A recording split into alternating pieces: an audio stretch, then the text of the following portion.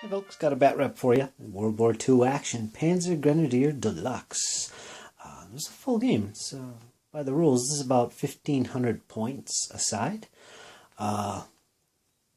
which is pretty moderate-sized game, really. There's like a couple companies on each side, so it's pretty decent. Here's the layout. I'll probably film the rest of this BatRep as I go along and put up a full BatRep probably next week, showing off the whole game. But this is the situation. There's two objectives. There's that bridge down there being held by some Fallschirmjäger. They captured that during the night and threw the Americans back across the stream, which are on this side of the stream over here. And the Americans control the second objective of the game, which is that village over there on the left. They have some troops stationed there currently. That's what it looks like. So there's two objectives in this game. It's a 15-turn battle. Whoever controls both objectives at the end of 15 turns will win the battle decisively. I've played this scenario before with Flames of War, so this ought to be interesting, playing it with a different set of rules. Down on this side, the south edge, there's a here battle group coming to basically take the village from the Americans, as well as link up with the Fallschirmjäger. We'll see if they can do that. Also, the Americans also have reinforcements coming. The rest of their battle group that's currently on the board, which will be deployed on that side, which is the western side, I believe, of the battlefield, up to the edge of that village. So anywhere from the left side of the village to the right. So that whole zone there is where the reinforcements will arrive. So that's a look at the battlefield, folks. I get some close-ups of the troops here. Those represent squads. Each base is a squad or a section. I got some bazookas attached. I got some recon elements for the Americans. There's a company HQ on the battlefield, that little big square there. Americans also have some 60-centimeter mortars back here, and a section of 81-millimeter mortars over there. There's the battle group headquarters there on the big base, and there's the defenders of the village awaiting the here. And over here we've got the bridge defenders, which are the Fallschirmjäger. Those little white markers indicate they're hidden. I'm going to be using a modified version of the hidden rules from Panzer Grenadier, because I am playing this solo. And all the German Fallschirmjäger are hidden, as you can see, except for this MG42 up on top of the hill. Yeah, that's the situation, folks. This stream will be difficult for vehicles to cross. In fact, there's lots of difficult terrain on this battlefield. See all kinds of woods and stuff going on. Here's some remnants from the previous night's battle. Some ruined buildings and stuff. So yeah, it should be pretty fun. I did roll initiative for the first turn of the game, and that was the result. And just to fill you in on how the rules work. Roll for initiative. Both sides roll d6. They add +1 in this case for the time period an army is concerned. Both the Americans and the Germans in 1944 will add a +1 for their initiative. And the green is the Americans. So that means the Americans scored a 2 for initiative, and the Germans scored a 6. So the Germans win initiative, which means they decide who goes first in the upcoming command phase, and they also gain access to the exploit phase of the turn. Now, this also determines how much impetus both sides have. You add to your totals for initiative +1 for every company you have. In this case, I'm only counting companies on the battlefield, not off-board as reserves. So both sides have one company on the battlefield, so that's +1 each. So they'll get a 7. Germans will get a 7, and the Americans will get a 3. And that's how much impetus points both sides will have to spend during the turn. And I'm using little rubies to show the German ones. So there's 7 there. And the Americans have 3, which I'm showing over there. So looks like the Germans got a big boost there. So the Germans will be bringing on some troops, I am sure, to try and take that village and reinforce the Fallschirmjäger. And the Americans only have 3 impetus to respond with. So next up is to decide if the Germans are going to go first, or if they're going to force the Americans to go first. Probably the Germans will go first, I think. Should be fun, should be interesting. I'll go up to the next few turns and show you the results of it. Americans are going to have to get their recon elements up there and try and discover some of these units that are hidden before they can really do any offensive action against them. Okay, folks, we'll see you later on during the game. I'll let you know how it goes. Folks, finished turn one. The Germans had initiative, and they went first, as expected. One of the first things they did is they brought in some of their Panzer, which are over here on this side. There was about a platoon's worth of troops coming on, along with a half-track. And I also brought in the battle group's headquarters. Now, I don't think that's allowed in the rules to bring them on at the same time as a combat group, but I did anyway. So that's perfectly fine. Also, they had a Panzer IV with them, but he got blasted off the table during the Americans' turn. There is a Sherman up here in the village that put down some pretty heavy fire and forced him to disengage. He failed both his tests, and off the table he went, right up in there. So that's unfortunate for the Germans. The Germans also put down some MG-42 fire and mortar fire down here in this area, and they managed to suppress a couple of recon units, one of which was this Jeep, which you can see back here on this path. He's fallen back, and there's some troops in there in that Jeep. The other Jeep went like a bat out of hell all the way down here. Did take some incoming defensive fire from the German MG-42. And by the way, that machine gun was located right here, if you remember. It no longer is. I'll explain that in a second. But yeah, there was some defensive fire coming from this hilltop from that MG-42. So it did manage to do some nasty work to the Americans there. However, the Americans returned fire on this hill and managed to force that Fallschirmjäger machine gun down to the road here, suppressed. And if it did rally, they are veterans, so it did manage to rally that suppression off. And yeah, that fire came from up here. There's a couple 60mm mortars up here. Their 81mm mortar is back here with their HQ, but did not put any fire down because there's no targets. Their company headquarters is about the only observer they can use to do that and direct that fire. And he's nowhere to see anybody. No targets. Remember, all these Fallschirmjäger are hidden at the moment. The only ones revealed are the company HQ, this mortar, and that machine gun. That's about it. That's the situation, folks. One other thing is the Americans did bring in some of their troops right back there, if you could see them. They got a Sherman and a couple M3s. And remember, each vehicle is 2 to 3 actual vehicles. So, and each of these M3 half-tracks has actually got a full platoon in it. About 4 stands worth of troops, including command, each. So that's a lot of stuff that came in on that edge there. We'll see what they do with that. So that's about it, folks. That's turn one. A lot happened. These Americans down in the woods here, they didn't really do anything. They failed their activation, so they're stuck there in the woods. So far, the Americans have not yet moved their troops up to try and reveal some of these hidden units. So we'll see what happens, folks, in the next turn. Looking good. Stay turn two. Let's see what's going on. Well, roll for initiative. The Americans got a 3. The Germans got a 2. And both sides are going to add +1 because there are national characteristic or whatever you want, time period, army, whatever. They both add +1. So that'll make this a 4, and the Germans will be a nice 3. So it looks like the Americans are going to win initiative. Now, they'll be able to determine who goes first in the upcoming command phase. On top of this, the Americans and the Germans will both add +2 to these to figure out their impetus for the turn. And they're adding 1 for every company command they have on the table. And they both have 2 company commanders on the table. So they add 2.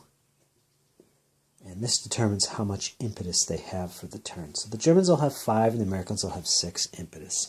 And when I come over here, you'll see I have 5 rubies for the Germans because that's their impetus. That's what I use to keep track of it. And the Americans will have 6. So here's the situation. Now the Americans get to determine who goes first in the command phase. They can go first themselves or they can force the Germans to go first. So it's quite an advantage gaining initiative.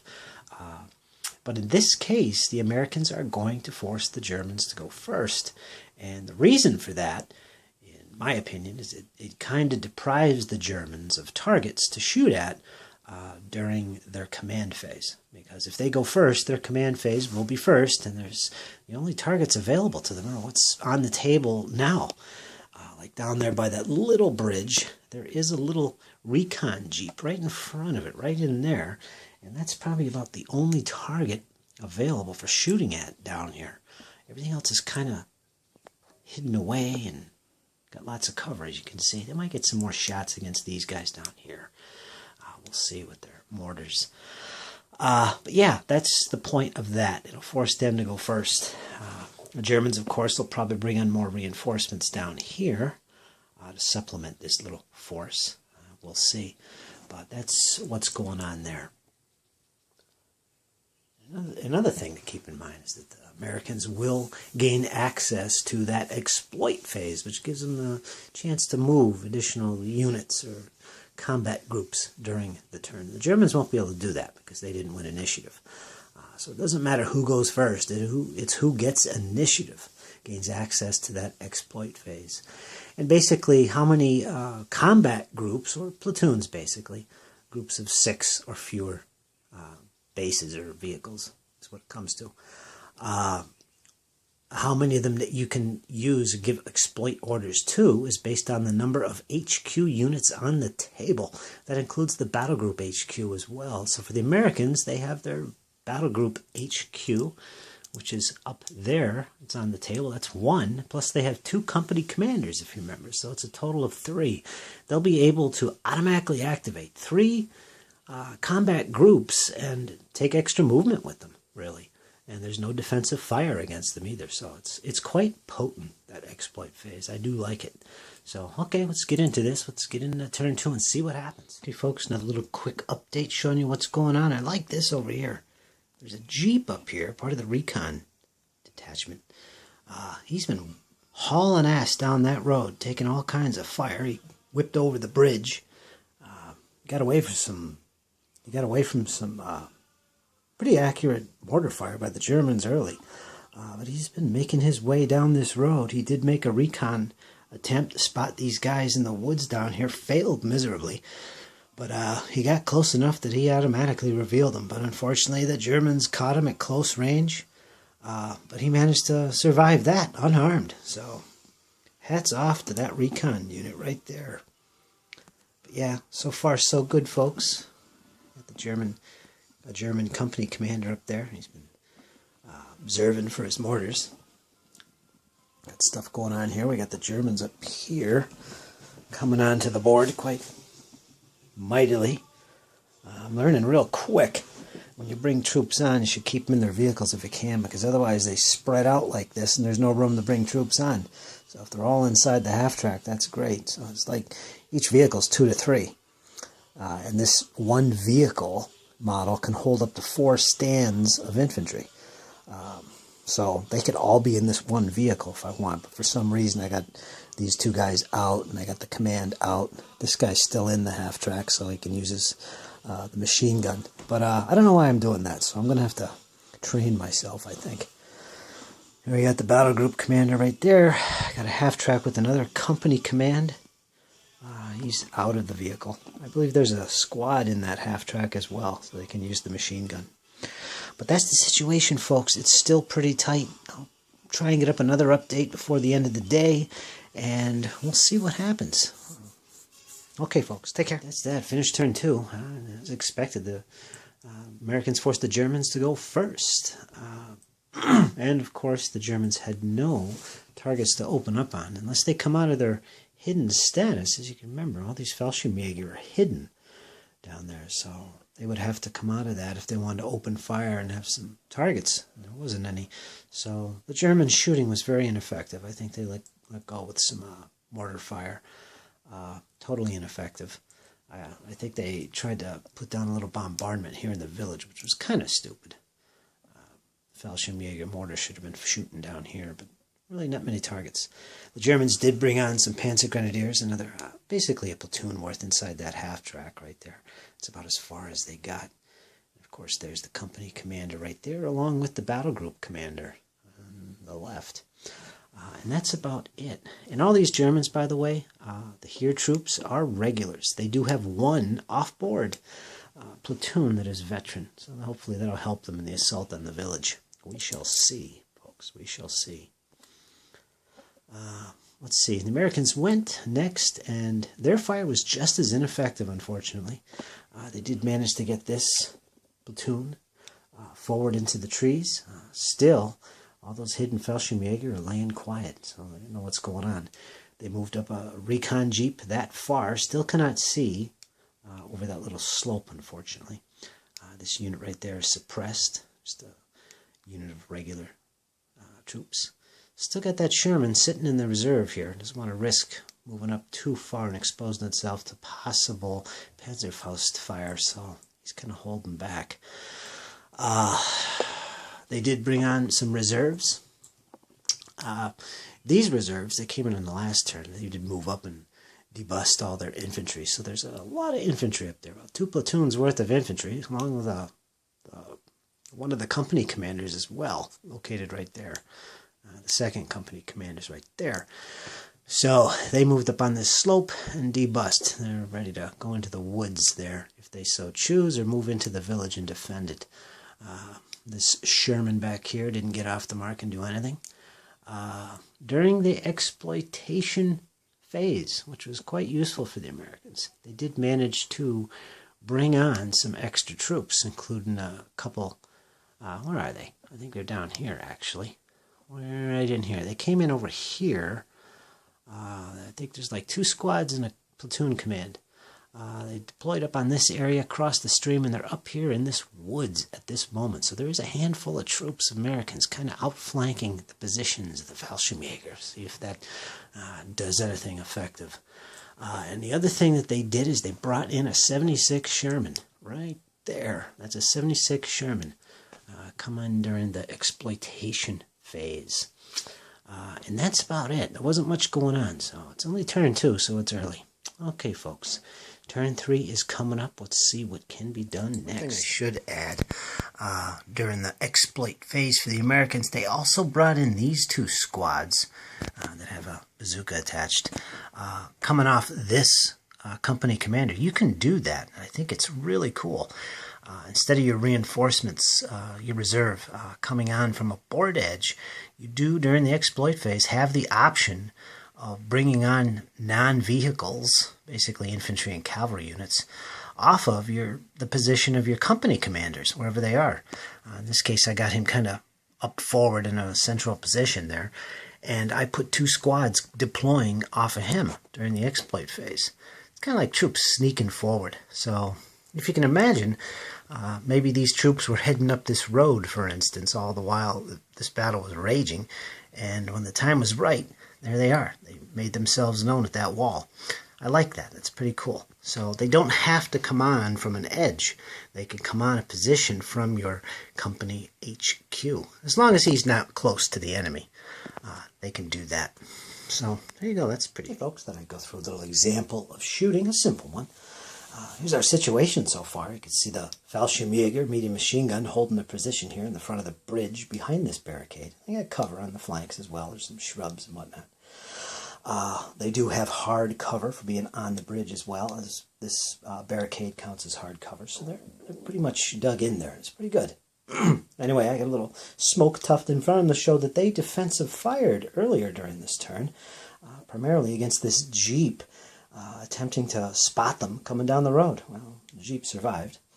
As a result of that, this tank also moved up and took some shots at the Fallschirmjägers over here on the bridge. Ineffective. You can see all the damage going on. So far, the medium machine guns are doing all right. However, Americans are not done. Over here, they have 2 squads, an LMG squad and a rifle squad with a bazooka back here, by the way, lined up in ineffective range of this medium machine gun. Now, they can open up, and what has to be done now is the Americans have to activate these 2 units as a combat group, which he's going to do. So he basically declares these 2 units will activate as a combat group, and he needs a 7+ on 2d6 to activate them. And it's always a 7+. And of course, he got himself a nice juicy 9, which means they can activate. Do whatever he wants with them now. So one of the orders available to him is fire. That's basically to just hold position and open up on a target that they can see and that is within range. And that is that medium machine gun. There's no other targets around, really. The closest opponent is this medium machine gun. Double check the range here for the light machine gun. We can see it's at about 10, and for the rifle it's a little less than 10. So it's definitely effective range for both teams or squads opening up on them. And what that means, there'll be no modifier for range. I can tell you right off the bat also, there will be a -2 to hit for both of those units because this unit does have cover. And that line of sight passes through this wall down here. So they're going to have cover, hard cover. And that's going to amount to a -2. Now I'll show you some of the modifiers here, just to give you some idea. Here's a listing on the play sheet of all the various weapons and ranges they have and where they're effective. Like for instance, here's the rifle section. 0 to 4 is close, and then we've got 4 to 12 is effective, and they have no long range. And there, so that's that. LMG is right underneath it. That's down here. A similar situation. Up to 4 is close. 4 to 14 is effective range. So yeah, so that's how you know what category they're at. And effective range has no penalty when you shoot. Close range would give you a +2. Down below that, we have a list of modifiers, which are used by vehicles and anything that's shooting. They go through these 9 modifiers. And the last one is for defensive fire, so that one will be ignored. But there's a look at them. For example, if the firing unit is elite or militia, they're going to get a +1 if they're elite or a -1 if they're militia. Where are we there? There we are, so you can see that. And so on and so forth. Now in this case, here's the one for target in cover. Hard cover. And we'll see that that is a -2 right there. So yeah, we know what the modifiers are. It's going to be a total of -2. Now, to hit anything, you're going to need at least a 6. And it's the same for all units in the game. So 6 or more, and they need to roll 2d6. And they have a -2. So let's see if they can do that. Now, they're shooting as a group. So they're going to roll 1 once for both units. And they got a 7. They need at least a 6. Now the hard cover would take this down to 5, which would be no effect, so they wouldn't actually hit. So what I'm going to do is I'm going to flip that to something more useful here. You guys didn't see that. I didn't do that. But anyway, yeah, the roll was a 10. Now we -2 from that, and that'll be an 8. So with an 8 and needing at least a 6, they are going to hit. Now, the results you get is important because this will be used to determine the results. The higher you roll, the better, the more effective it is.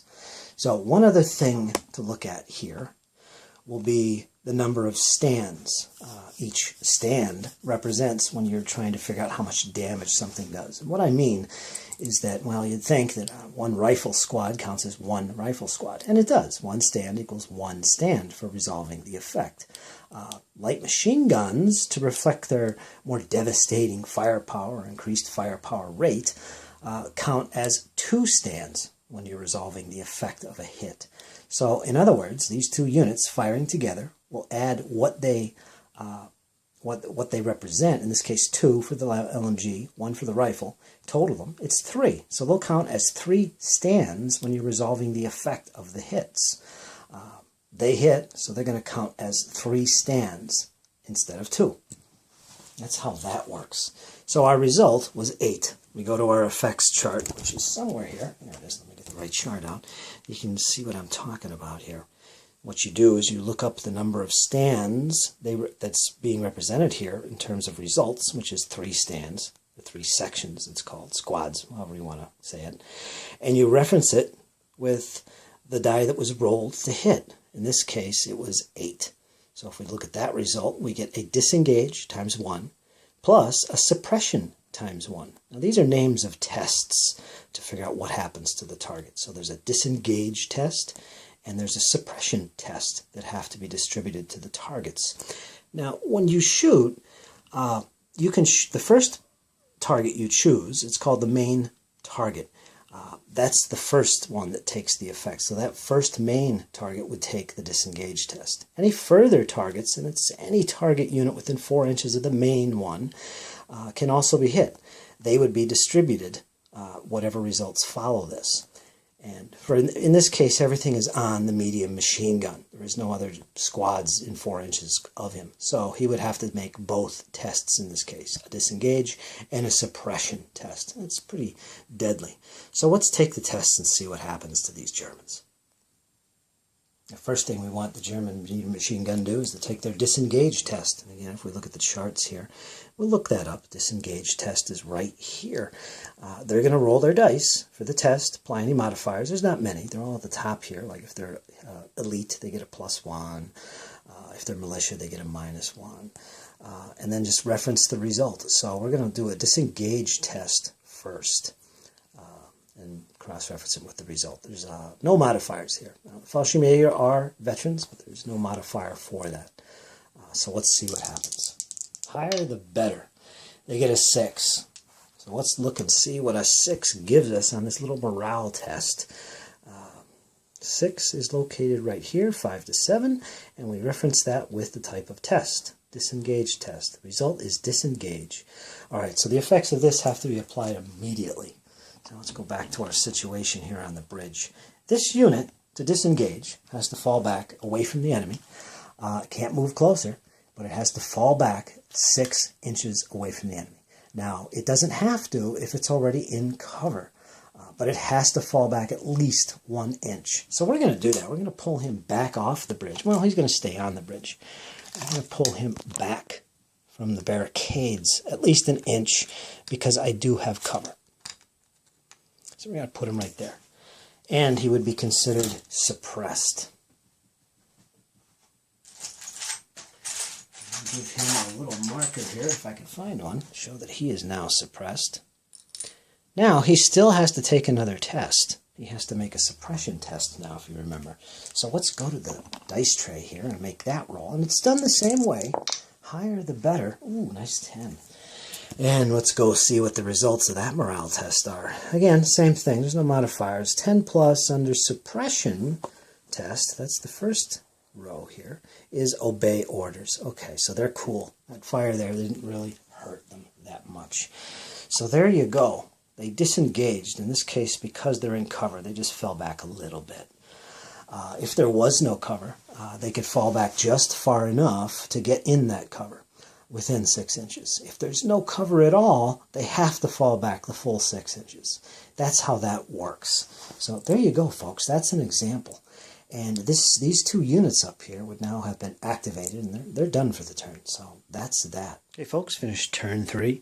Americans won initiative. Again, I think that's all 3 turns so far. But this time, they decided to go first, as opposed to letting the Germans go first. And, of course, the Americans would have the exploit phase once again.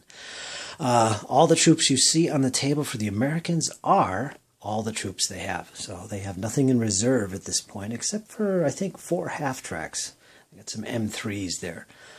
No crew, so they're just transport, and that's about it. So we'll see if they keep them off the table. Let's see, up in this area right here, you can see there is Americans that they made their push here, unloaded from their half-tracks. 1 half-track bogged, and it's pretty much disabled, so it's out of the battle. There is another half-track here with its MG crewed by some troops that are in the half-track. There's a Sherman sitting up top on that ridgeline. But yeah, the Americans pushed into this area of the woods and are currently in this high field area. And they're also, by the way, down here on the corner, they have a couple squads of troops. I don't know if you can see them, but they are down there. There's a couple squads in there with a platoon commander. We'll see what they do. Pretty much they basically move forward. I know the Germans did reply with what they could. They did run out of impetus pretty early, and their turn ended kind of sooner than they expected.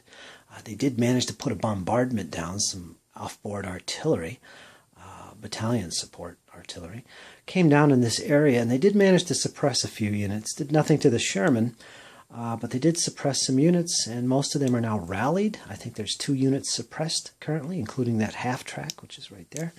That's about it. And they've also pushed ahead with their infantry here as well. So they got a lot of infantry along this line. Putting down fire on the bridge, of course. This Fallschirmjäger medium machine gun is holding its own.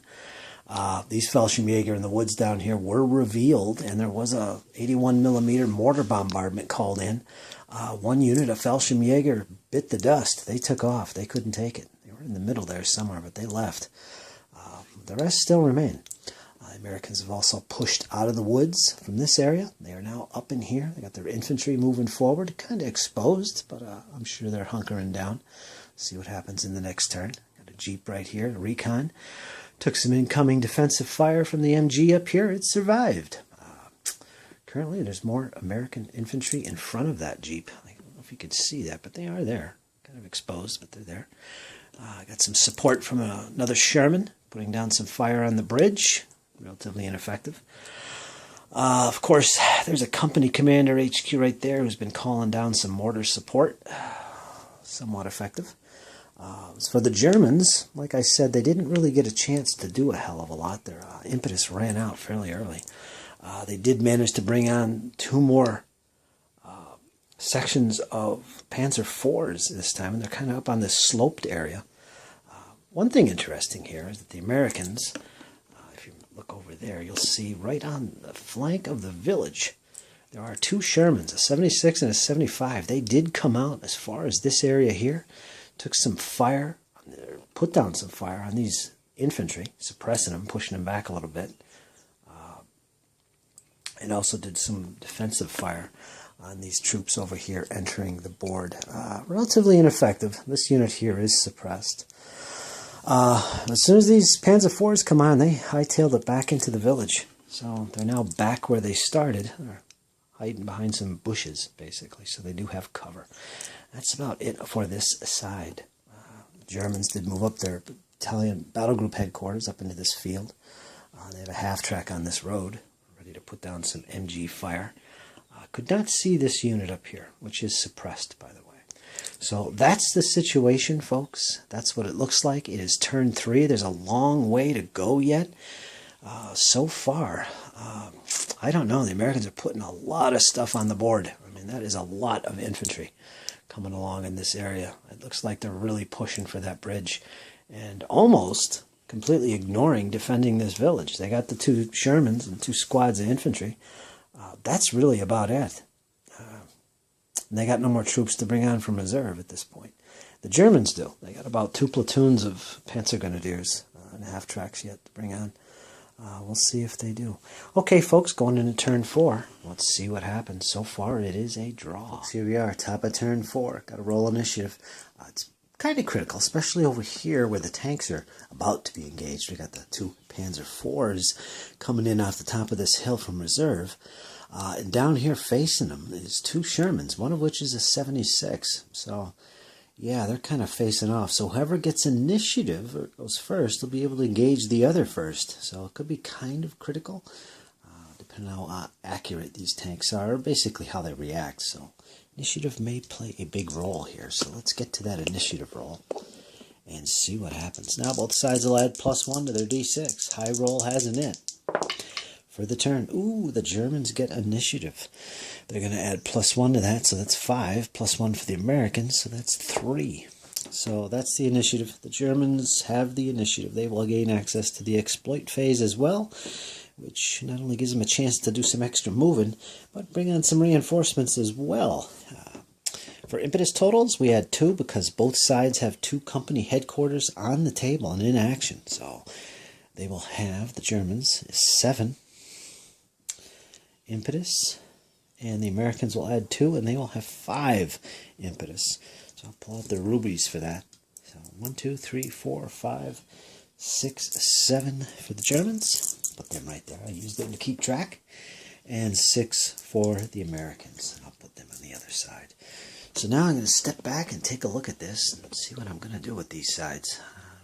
First, I've got to decide if the Germans are going to attack first. I'm pretty sure they will. Germans have initiative. They're going to go first, definitely. And they're definitely going to activate these tanks up here, try and take out the enemy Shermans. Probably pretty important because that's the whole reason I put them there, to try and take out the enemy armor.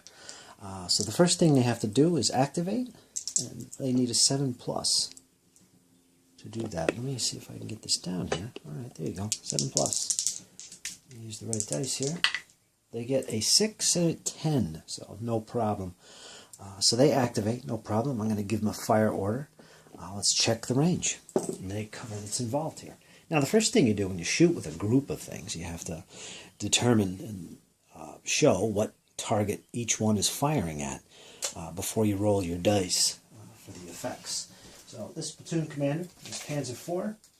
He's shooting at the 76 Sherman behind the shrubs. He's at 19 inches. Now, this second Panzer IV, he's about 19 inches as well. He's shooting at the 75 Sherman, the one to the right. So there, I've allocated my targets. I will now shoot, and we'll start with this guy here. Its effective range, no modifier. The only modifier is going to be for cover, which the 76 Sherman has. So now, let's roll this. I roll my 2d6, and I'm going to have a -1 to this roll because of the cover.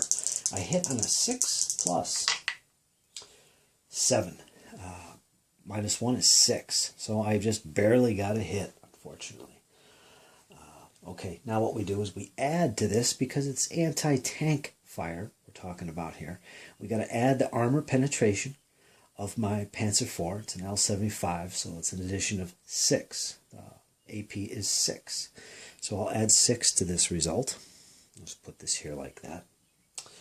And I subtract the armor of the target, which in this case is a 76 Sherman M4 from the front. There's an armor rating of 4. So that knocks this 6 down to 2. So the grand total, and this result will be taken to the effects chart, 5, 6, 7, 8. If you look at our little chart here, if you could see that, I'm getting a lot of glare. We look up 8 under the AF anti-tank row here, and it's disengage test. So the target, the 76 Sherman, has to make a disengage morale test, which is down here. We find the disengage. So there's the possible results, anything from obey orders to suppress, disengage, or disperse. For AFEs, it would be damaged and disengaged. That's the worst result that could happen, and that would be on a 4 or less. So let's roll that. He makes his 2d6 roll.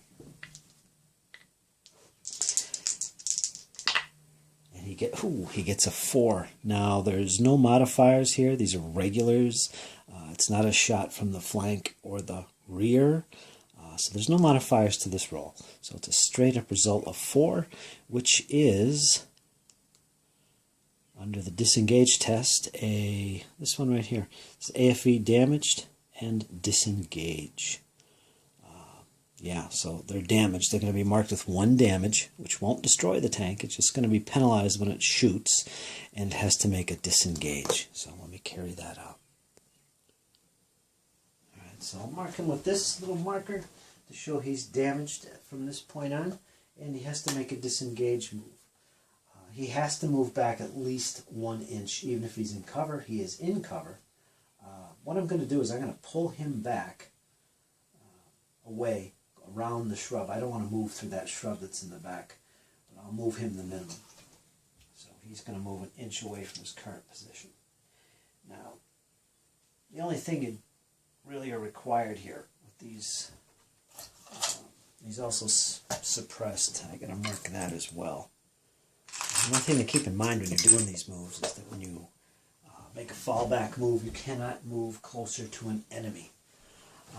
And you have to move away from the guy that's shooting at you, which he just did. So there's no problems there. So that was the result of that firing. And next, we'll go to our second Panzer IV, and he's targeting the other Sherman, which is a 75. And we already know it's pretty much the same kind of shot. There's just going to be a modifier of -1 to the chance of hitting. So let's see what happens if this other tank can score a hit. Again, he needs a 6 plus to hit. He's going to have a -1 for the cover. He gets a 6, 7, 8. -1 for the cover is going to be a 7. Okay, so that's definitely a hit. Let's add to that our armor penetration of 6 and minus the front armor of the Sherman 75, which is 4. So this will be a total of 2. So our total here, to look up on the effects chart, is 6, 7, 8, 9. And let's see what that is. Now again, we're looking under the top section here for anti-tank fire. We look up 9, we find out it's a disengage test. So the 76 Sherman has to make a disengage test, which is basically just what the 76 had to do. So let's make their test. Again, no modifiers, it's a straight up roll, 2d6, and that's going to be a result of 6. Let's look up that under the disengage test. Look up 6, it is disengage. So basically it's the same result that the 76 Sherman suffered, minus the damage. So a little less damage. And he'll disengage as well in the same way. I'll probably back him up the inch and leave him there. Yeah, that should be good. There it is. Back up a little bit here, back with the tanks. Now, if we look at this again, the 76 Sherman was in cover. He had to disengage. What that means is it has to move 6 inches away from the enemy that shot at it. But if it's in cover, it doesn't have to. In this case, it would have to go at least an inch, and if it's still remaining in cover. Well, in this case, he wouldn't be remaining in cover because the shooters have high ground. They can see over this hedge unless he's up against it, which he was. So he can't stop there. What would actually happen is he would go as far back as he could and stop within cover. So he actually went this far with his disengage move. And he's damaged and he's also suppressed. Just to clarify that. I know I stopped him from here before, but that's not the case. This tank as well, this Sherman had the same result. If you remember, it was a disengage, and the same situation would have happened. He would have continued further than 1 inch, the minimum, and continued back as far as this position, which gave him cover. That's when they can stop. If there's no cover available, or he doesn't start in cover, he has to go the full 6 inches back away from the enemy. That's how the rule works. And this is what happened here in this case. And, of course, the 75 is also suppressed, just to clarify. Okay, with all the fire there, with the tanks done, it's time to look elsewhere on the battlefield to see where else the Germans can take advantage of the situation. And I think this looks pretty good. We got some American infantry moving in the open. Basically 3 squads there. Platoon commander and everything. They're making a move for the bridge. We also got infantry on the road up here with a Jeep, recon. And what do I have? Well, I got a medium machine gun section. 4 inches behind him, there is a rifle section, which is currently hidden, by the way. Next to him, we have a suppressed platoon command base. They basically can't shoot in the game. They have other functions, platoon commanders. And over here, we have an assault rifle armed Fallschirmjäger unit, which is not hidden. And they're in the woods. So I think what I want to do is try and activate as many units now as I can. In other words, with 1 die roll. Now, what I do is I pick a base, and anyone within 4 inches of them can activate as a command group, up to 6. 5 if there's no platoon commander involved. Normally what you do is you choose a platoon commander, and every friendly base within 4 inches of him can activate. That's how you can activate as many as 6 stands, including the platoon commander. But in this case, it's not going to be the case because the platoon commander is suppressed. So he can't be activated for anything other than rallying or withdrawing. So I want to activate him, medium machine gun. So I'll nominate him as the command section for this activation, for this command group. You can do that in this game if there's no platoon commander involved. He would be deemed the command section temporarily. Now, the only one within 4 inches of him would be this unit of Fallschirmjäger rifles, which are hidden. But I think I might reveal them. And if I do so, I can activate both these with 1 roll. And I'd probably want to just do a shoot order. Medium machine gun firing at these guys up here on the road. And the rifles can't shoot through their friends, so he could shoot up here at these guys in the open, right here. Now, one of the cool things is the way firepower is represented in this game. I talked about this earlier, is that each stand represents so many additional stands, the more firepower it's representing.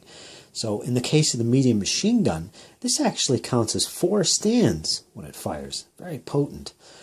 Rifle squads count as just a single stand. And if you take a look at the results table for 1 stand firing, they basically can only affect one stand when they shoot. So it would be more useful for him to just target a single enemy. And before I confuse you, what that means is this, is that when you shoot, okay, let's say this medium machine gun is going to shoot. It targets one enemy squad that it can see, and that's termed the main target. Now, optionally, I can choose up any additional stands within 4 inches of the main target to be secondary targets. In other words, they can also be hit, which means they'll have to take possibly morale checks as well. The first morale check made, whatever type it is made by the main target. Additional ones are dispersed amongst the other targets, the owning player's discretion. So I think what I'm going to do is I'm going to activate these two sections, the rifle section back here and the medium machine gun. They're going to open up. They're going to activate together as one group, and they're going to issue a fire order if successful. The medium machine gun will target this unit on the road as the main target, and as a secondary target it will also count this light machine gun section. It's not close range. Their close range is 4 inches. This is a little bit beyond 4 inches. So it'll be effective range. There'll be no penalty to hit for that. There will be a -1 to hit, however, because we're looking at shooting at infantry which are stationary in the open, right here. And these guys here have cover, which is the same penalty, -1 in both cases. So there'll be a -1 in total in this case. When the rifles shoot, if they also activate with the medium machine gun, they can only really affect one target, if you look at the results, the effects results. So I'll only pick one target, and that'll be this lead unit here. And their maximum range for rifles is 12 inches, close range is 4, so they are definitely at effective range, no penalty. However, these are stationary infantry in the open, so the Germans will suffer a -1 to hit as well. So, and in all cases, you need a 6 or greater to score a hit. So that's how that's going to work. Let's start off by making that activation roll and see if I can activate these 2 units of Fallschirmjäger. That would probably be a good idea. Otherwise, it's all for nothing. And again, it's just these 2 units. I get a 6, 7, 8, 9, 10, so no problem activating that. Alright, let's activate them and I'll show you the results. Shoot now done. It was completely ineffective. The medium machine gun opened up on these 2 squads, like I said, but they completely missed the shot. This squad of Fallschirmjäger with rifle squad, also missed their target, which was this squad here. I went on to activate the platoon commander in the woods separately. He did a rally order. He activated and rallied, so they took away his suppression, so he's good for the next turn. This squad, all by itself, activated separately, and it decided to use a fire order as well on this squad of infantry advancing up in the open here. Unfortunately, it also failed its shots, so it was a dismal shooting accuracy going on there. Anyway, the next spot to look at would be this medium machine gun up here in the woods. Now that used to be the one that was sitting up on the crest line there, doing some pretty accurate machine gun fire on the Americans. Unfortunately, it took some fire and was forced to fall back with a disengaged result after being shot at. It was suppressed and it eventually rallied. Now I got to get him back in action. So his orders are basically to hold that position on the crest line and issue some fire. And with the Americans pouring across here, I think he better get back up there. That's what I think. So, next thing I want to do is activate him. Just him. There's nobody within 4 inches of any way to form a combat group. So it's basically a combat group of 1. Roll 2d6, 7 or greater, I activate him. So it's that simple. Let's see if I can do that. And if I am successful, I will probably issue a tactical fire and maneuver order. It basically allows me to move and fire or fire and move. However, when you do fire, you suffer a -1 if you're regulars. These guys are veterans, so they don't have to suffer that penalty of -1. So they can move to the crest line and shoot without a penalty for moving and firing. Let's see, I got a 6, 7, 8, 9. It's a good activation roll. So they're going to do that. Now, the only thing I have to be cautious of is enemy defensive fire. And considering the range and the distance to the enemy, I'd say the only thing I have to worry about would be that Sherman right there. I would be in effective range if I move straight up from my current position to the crest line, so I have to pay attention to that. It's very likely that Sherman will issue some defensive fire since there's really no other targets close by, and it's always good to use your defensive fire whenever you have it. Basically, your defensive fire and shooting during your command phase basically gives you 2 opportunities to shoot in the battle. So if you could defensive fire, take it. It's just a matter of when and at what target. So I'll be back, folks, and I'll show you the results of this little maneuver I got going here. All right, so that's that. He survived. He got up to the position here. He did take some defensive fire from the Sherman tank. As you can see here, there's a few explosions going on, but he did make his way right up to the hill, and he got himself in position, deployed his guns, and opened up. Now, normally when you use a fire and maneuver order, you suffer the -1 penalty if you're regulars or worse. And these guys, Fallschirmjäger veterans, they don't suffer that penalty. That's good. So taking advantage of that, they opened fire. Priority target was this unit up here of infantry right in front of the bridge, and these units up here as well I decided to include as secondary targets. They're within 4 inches basically of the main target. These guys both have cover, so it's a -1 to hit. And this stand is stationary in the open, which would be a -1 to hit as well. Taken together, it's a total of -1 to hit. They made their roll, suffered the -1, they hit. Unfortunately, the results were not enough to cause any damage to these units. Their result on the morale test was obey orders, so I was totally ineffective against these guys. Perhaps it was just a little clumsiness on the part of the Fallschirmjäger getting their guns in position, to be expected, really. So that was the result. I'm surprised he survived the defensive fire, but that's good with me. So, okay, folks, let's see what's next. For the Germans. I've finished turn 4. All is done. Up here on the hill, of course, if you remember the machine gun on the bridge and the one up on the hill, they withstood the enemy fire, that's for sure. Their return fire was not very effective, except for the Fallschirmjäger up here on the hill. They did rally themselves back on the hill, and they put down some really devastating machine gun fire down in this area. As you can see all the smoke clouds going on. They basically wiped out 3 squads of infantry cutting across the stream. Quite devastating. Actually, the whole turn wasn't that good for the Americans. They lost the initiative, and they also failed to activate several combat groups, so it wasn't good.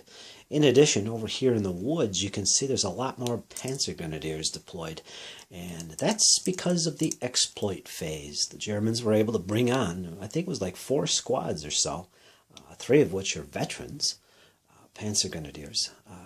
They deployed them up here off of the company headquarters unit, and they're able to do that in the exploit phase. It's really powerful, especially if you win the exploit phase. It's a good tactic to utilize. On this side of the battlefield, the Panzers IVs have moved up slightly. They pushed back. The Sherman tanks, you can just barely see one over there. There's a 76 Sherman there that is currently damaged from fire. The 75 Sherman, which was on its left, you can't really see it, that is suppressed currently. So that's the situation, folks. There's no other suppressed units on the tabletop at this point. They've all managed to rally. The Germans have lost 2 units so far for breakpoint, and the Americans have lost 4. 3 squads lost during this turn. Quite devastating.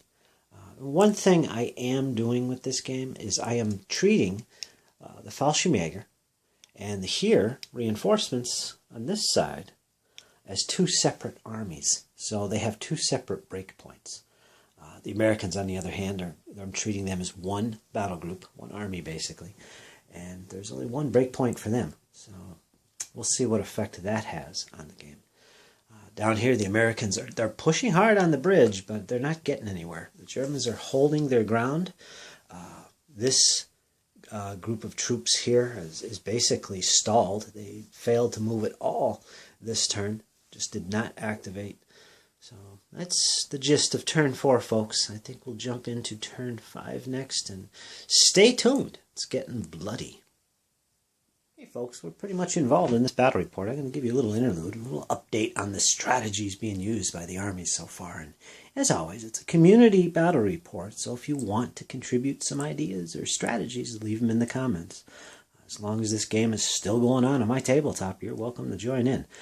Give me some advice and see if we can give one side the advantage. Now, let's look at the Americans.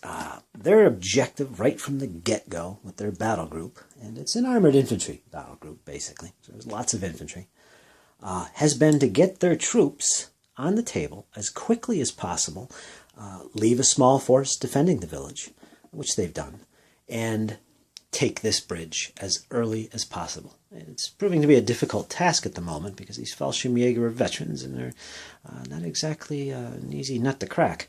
At least that's what it's showing so far. The Americans have taken a beating in this area up here, and you can see the line here of yellow chips, which shows the separation of the forces, basically, at least the frontline forces. We've got plenty of American infantry here in these areas down here. These guys got to move forward pretty soon. They're in a position to strike that bridge. So they're achieving their objective so far, although it has stalled as far as taking that bridge. The attack is supported by Shermans. There is 4 of them, I believe, an entire platoon plus of these babies.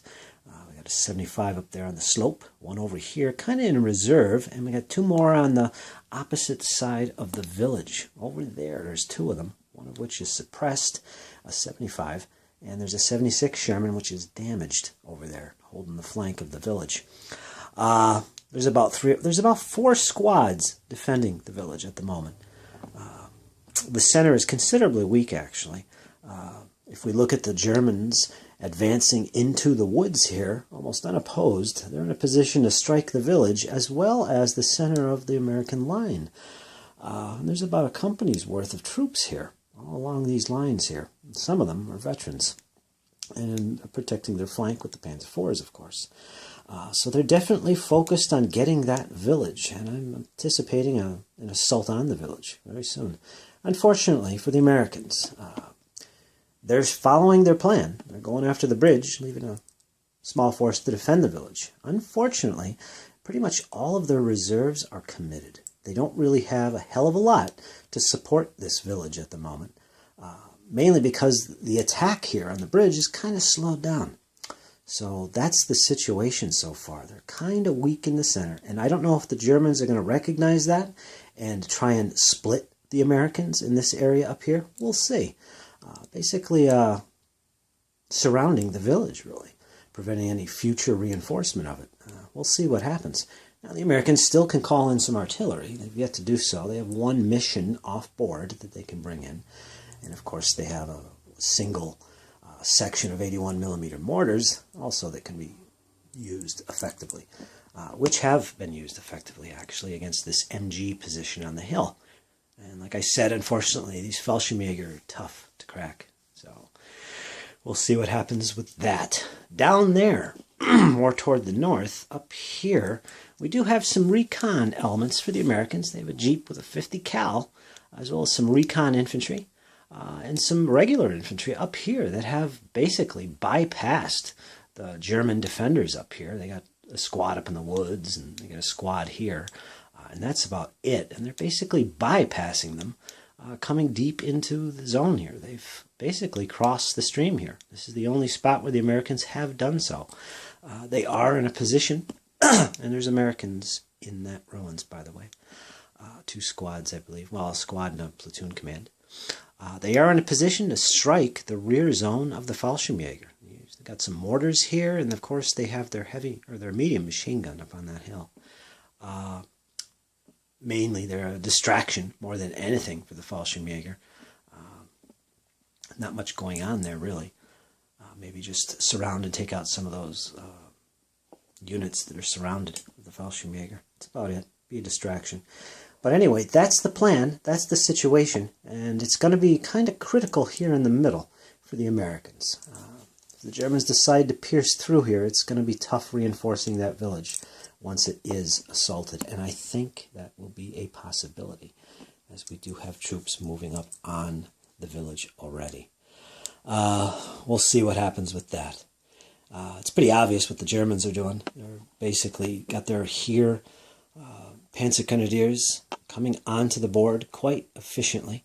They are in a position to assault the village at this point. They do have something going on down here. There's their battle group headquarters. They do have some half-tracks heading up the road, or about to, across that ford. And they have one up here as well, right there, putting down some MG fire on that unit of infantry. Yeah, so I don't know what they're doing on their right flank, on the eastern portion of the battlefield. They are in a position to take up these ruins, as well as take these woods. Let me back out of here, so you can get an idea what I'm talking about. These woods right here. They are in a position to take that. Maybe relieve some of the pressure being put on the bridge. I'm not sure. Again, they're just half-tracks with squads in them. They're nothing major to be concerned with. But we'll see what they do.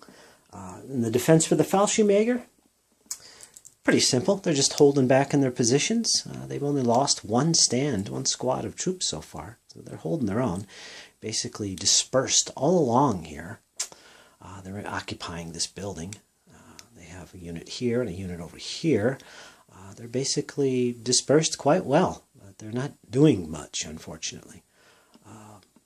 That's the situation for the Germans. I think they're going to hold back and they're going to focus their efforts on the village. And once they can surround it and take it, they'll probably make a move on the bridge area and take some pressure off of the attack there of the Fallschirmjäger. So I think that's what the Germans are doing, and I think that's the situation for the Americans. We shall see in the upcoming turns. One other thing to take into account is both armies, both sides have breakpoints, which will end the battle early if they are reached. Let me see here. Now, the Fallschirmjäger and the Panzer Grenadiers are two separate armies in this battle. The Fallschirmjäger can afford to take, once they reach 7 losses, they're going to lose the battle. They're going to pull out of the area, and that's it. So far, they've lost 1. For the Panzer Grenadiers, they are at 11. If they lose 11, they're taken out of action. And for the Americans, it's 17. No, that's wrong. For the Americans, it's 19. Sorry. So they can lose 19, and they've lost 4 so far. The Panzer Grenadiers have lost, I believe, 1. They lost a tank, a Panzer IV. So it's very early in terms of breakpoints. I think there's going to be a lot of bloody fighting going on very shortly, both at the bridge and at the village. So, folks, that's the situation. What do you think? I hope you enjoyed it. If you have any questions about the game, just let me know. But that'll do it for now, folks. I'll get back to you with the next part of this battle report. Panzer Grenadier Deluxe, folks. It's a good game. So far, I'm liking it a lot. I'll talk to you guys soon. Okay, top of turn 5. I finished the command phase for the Germans because they won initiative. So I finished off their part of the command phase. I'll be moving into the Americans next. But yes, the Germans decided to go first. They had initiative, so they will gain the access to the exploit phase. Let's see what they did. We'll start it down here with the Fallschirmjäger. And all those red rubies, by the way, are to remind me as I play what units have been activated. Helps when there's a lot of different units on the table. Let me back up a little bit right here. Shooting for the Fallschirmjäger down here was quite effective. They actually took out a squad and suppressed another one. This one fell back into the woods. Unfortunately, on the bridge, the medium machine gun position was taken out. It did a tactical fire and move and was hit with defensive fire from the infantry squads up here, as well as this Sherman up on the ridge there of the road. Yeah, it's pretty much the reason why that medium machine gun was taken out. It was because of that Sherman's defensive fire. So, yes, folks, that medium machine gun is gone. What else happened? Up here on the hill, we've got our MG team. Did some fire. I don't believe it did much. They did call in some fire from the mortars as well. I don't think that did much either. I believe they shot over here next to the bridge. That might have helped cause some damage here. I don't remember. Let's see, basically the Germans up here are kind of consolidating, because they do have Americans moving up down here. So they're kind of consolidating their position. They put down some fire on the Jeep, the recon Jeep, which is now way down here in the road, suppressed. So that took care of the Jeep anyway. Further up here. One good thing for the Germans, absolutely a good thing actually, is up here in the center, they did move up their veteran infantry. They're in the woods. They're actually on the outside of the woods. They're kind of hard to see, but they're in there. They moved up their veteran squads. One of them had a Panzerfaust and did take a shot at this Sherman, but it bounced, unfortunately. So, oh well. They only had one in the squad, and that's the only one over there. One of these other squads probably has one as well yet. But they did move up. They're starting to get into the village. There's a little close-up of the outskirts of the village. Maybe it's a little too zoomed in. But it gives you an idea of what's going on. There's some big fighting going here. The Germans are making headway. They're getting into the village already. This unit here, this lead unit of Americans, is suppressed. And there's one unit behind it, and a platoon command right here as well. You can see some of the veteran Germans lining the hedge there. This one here took a shot with the Panzerfaust, missed. And that was about it. None of the German units were suppressed on the way in, so there is some contact and fighting going on. That takes care of this. So the Germans are making a thrust up here in the middle. Further up here, good news for the Germans also, is their Panzer IVs did take some shots at the Shermans on the other side here, and I wish I could get a better view. But the big deal with that is that the Americans, 76 Sherman, right there, was taken out. It's gone. So that's the end of that. And actually, I think it was the platoon commander here that took him out. So the Americans are down a tank. And the only thing left up here is a 75 Sherman, which is not suppressed. And that's as far as the Germans got. Down here, these guys moved up and did take some shots at these guys. They did suppress one of the LNG squads that was in this brown building.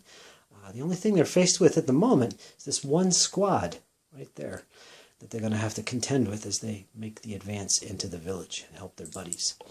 So that's the German turn. Outside of that, they are moving up.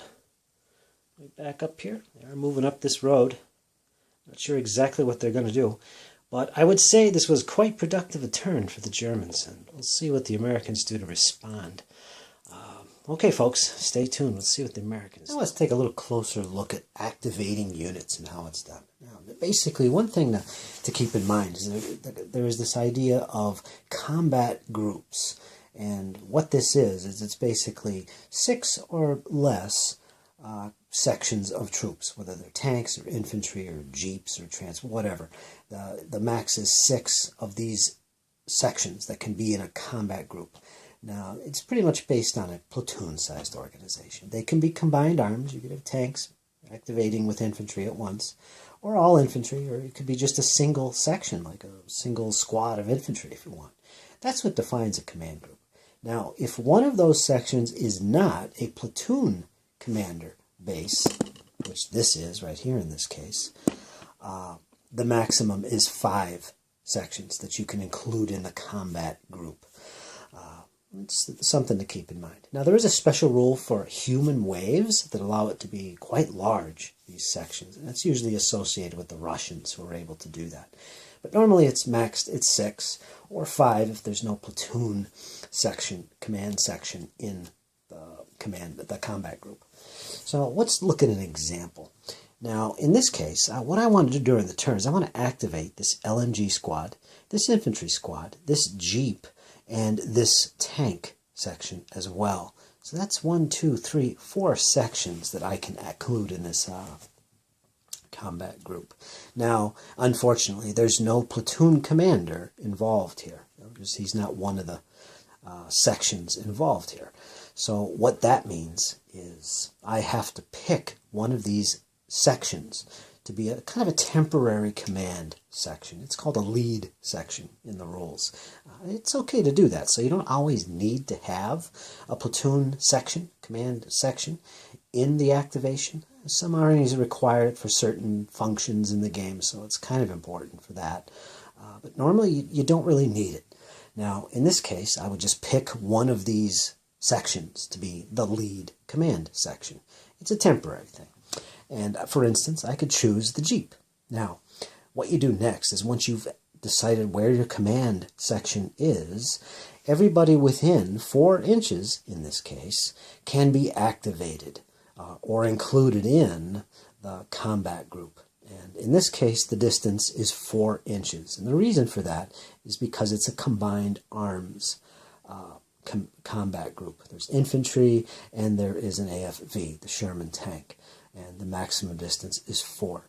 If these were all tanks, it would be much greater. If they were tanks that had radios, it would be 12 inches. If they were radioless AFVs, it would be 6 inches. So that kind of thing. But with infantry, guns, and combined arms combat groups, it's maxed at 4. So let's just double check our range here to the Jeep. And yeah, 4 inches. And these, of course, are in command range. So this is a legal combat group that I can activate together with one die roll. Now, the next thing you want to look at is this combat group within HQ contact distance? Now, normally that's 8 inches away from your company HQ. Now, we have a company HQ located up here. You can see him hunkering down in the building. Now, if he's 8 inches or less away from the command section of this group, that's the one you measure to, they are an HQ contact. And if I look at it, yeah, it's just about 7 inches. So this combat group can activate without any further requirements because it's in HQ contact. Now, let's say for the sake of example, this HQ, this company HQ, is way back here. Now, he's obviously further than 8 inches from the command section here of this group.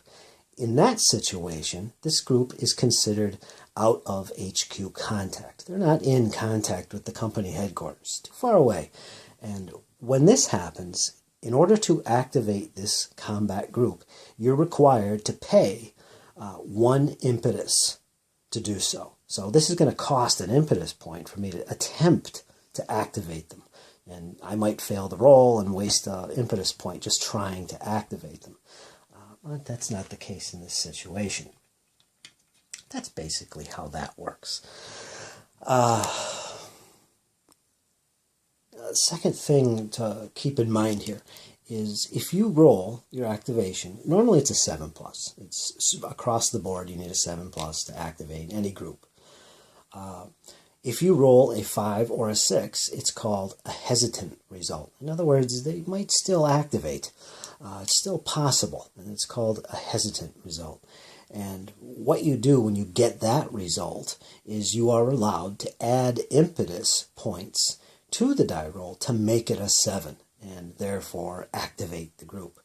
If you roll less than 5 or 6, if you roll a 4, it's called a command confusion, and you definitely don't activate the unit. There's no time to do it. They don't do it.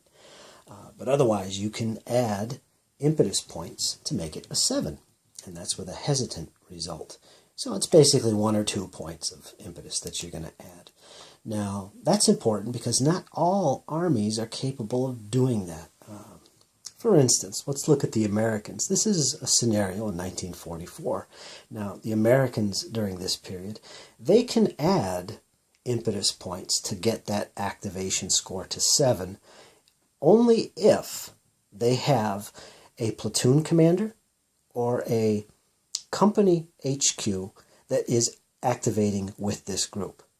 And in this example, that's not the case. This is just a recon jeep. It's not a platoon HQ, and it's certainly not the company HQ, which is way over here.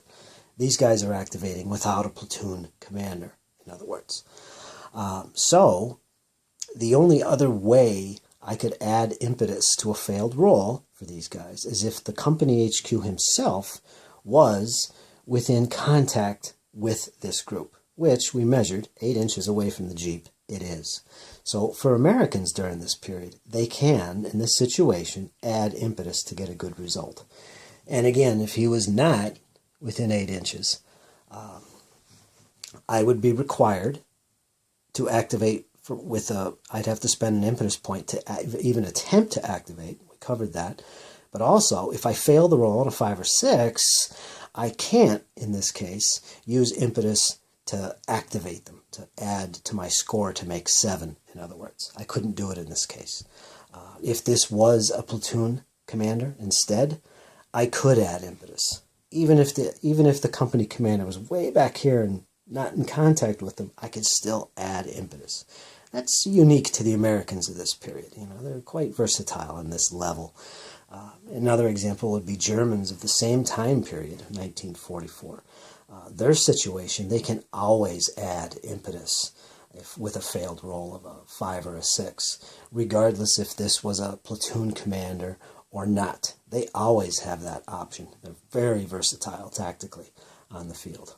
Of course, to activate, they would still have to pay the extra point of impetus if their headquarters, their company HQ, wasn't within distance of their lead section. So that's the basics of activation. There's a little bit more to it, and you get involved with vehicles and some other nationalities, but that's the basics of it. So, all right, folks, finished turn 5. The Americans, during their command phase, one of the first things they did is they laid down smoke on that MMG up on top of the hill. So there you go. That kind of gave them some cover when they advanced. Right here, up to the stream, they pulled these units out of the wall section and are now advancing in this area. And I believe this unit was hit with defensive fire. And it's thus suppressed. I think that came from this direction. I'm not sure. I don't remember. But yeah, they are suppressed currently. So the Americans are pushing across the stream.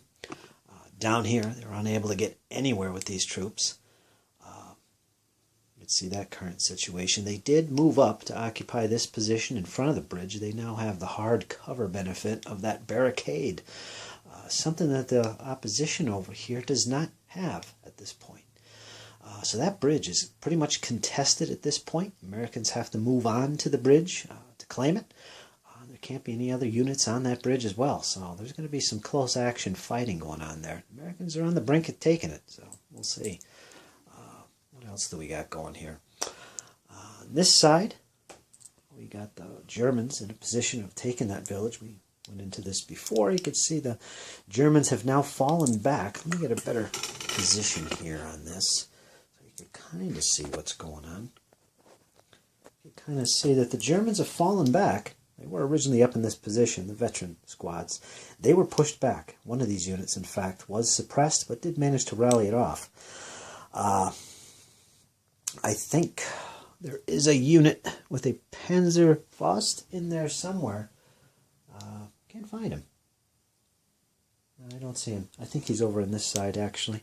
All right, so there's the veteran units right there. They've been pushed back. The Americans pulled a couple of their squads that were back here in the center and moved them up to support the Sherman. So their center, basically, and basically the left flank of this village is protected by the Sherman and a couple squads of infantry. And that's about it. So there was basically some effective fire from the Americans on this side. In fact, I believe this Sherman tank put down some fire over here and took out an enemy squad. Yeah, I think that was from the Germans' turn defensive fire. I'm not sure. But that's the situation, folks. Not too bad for the Americans. It's still anybody's game. The village is being contested and, well, fought over, almost. And the bridge is basically up for grabs at this point. See what happens. We're going to go into turn 6, folks. This smoke, by the way, will now dissipate into the next turn. So that won't be there unless the Americans throw down another little smoke barrage. Down here on this side, I don't want to forget these guys. There is a little bit of combat going on. The Americans are kind of turning in on this position of Fallschirmjäger. There's 2 squads of Fallschirmjäger in here. One right there, LMG. One over here, an assault rifle. They do have a platoon commander.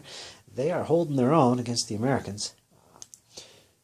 Basically, they have 3 squads down here. The Americans do. I think there's one right there, one inside the ruins, and one over here, which did take a shot at the German company HQ, which is behind this smoke cloud. I don't know if you can see that over there. This unit right here. Put down some long-range fire on the... behind that smoke is a German Fallschirmjäger company command stand. He was a target. He was the only target, so they put some fire down. Ineffective. Germans also, because they had the exploit phase, did move this squad with Panzerfaust up into this position. They're going to have soft cover, so they're kind of closing in on that hill position. I think they recognize that the bridge is under threat at this point. Also, during their exploit, they moved up their half-tracks. These are the squads that are in those half-tracks. They moved them up by this wood area, as you can see. So they're coming up behind the Americans. Like I said, I think they're going to try and take away some of the pressure on that bridge. Yeah, that's the situation there. And also up here, they have 2 half-tracks, again, loaded with squads of infantry, coming up to support the troops in the center. All right, folks, that's the situation. Let's see what happens. Going to go into the next turn, turn 6. Okay, stay tuned, folks. Got the start of turn 6. The Germans won a nit. It was a draw, but the Germans automatically win draws in this time period. So they got the choice. They got one initiative and get the exploit phase. They decided to go first. They took the first command phase. Starting down here, you zoom in a little bit. There was some half-tracks on this path, if you remember. Those half-tracks are now been sent to the rear, basically, as the infantry units have debussed. This unit here, this squad up here, had a Panzerfaust and did manage to take a shot at the Sherman. The Sherman reacted first. He tried to put some defensive fire down at close range, no less, and missed. So, unfortunately, though, the German Panzerfaust also missed. So, nothing happened there. That's about it. One thing that did happen down here, the half-tracks did move up, and with some effective machine gun fire, took out another squad that was located up here. So this little area has been pretty much repulsed from the American advance. Unfortunately, the Americans did put down some effective defensive fire over here in the woods. There was a squad of Fallschirmjäger up here with assault rifles. They tried to shift. By the time they got into position here, they were defensive fired and dispersed. And that was that. And I believe that was the 50 cal on the Jeep up here. Put down some heavy machine gun fire on that position. So they got him. That's about it for down here. Otherwise, the rest of these troops put down ineffective fire. None of them are occupying the bridge at the moment. Up top on the hill, the fire up here was very ineffective. They tried to shoot these guys across in the stream, did not put down anything effective on them. Including the mortars. I believe they also put down some fire and missed the target completely. We did have a little action down here. If you remember, there's a couple squads of Fallschirmjäger with a platoon commander right in this area. They activated, did a fire maneuver, pinned an American squad that was located here, went on to close assault it, and both squads basically wiped each other out. They both ended up being dispersed. That was that. So they're gone. We come up in this area up here, the assault on the village. I'm trying to get a better view so you can see stuff here.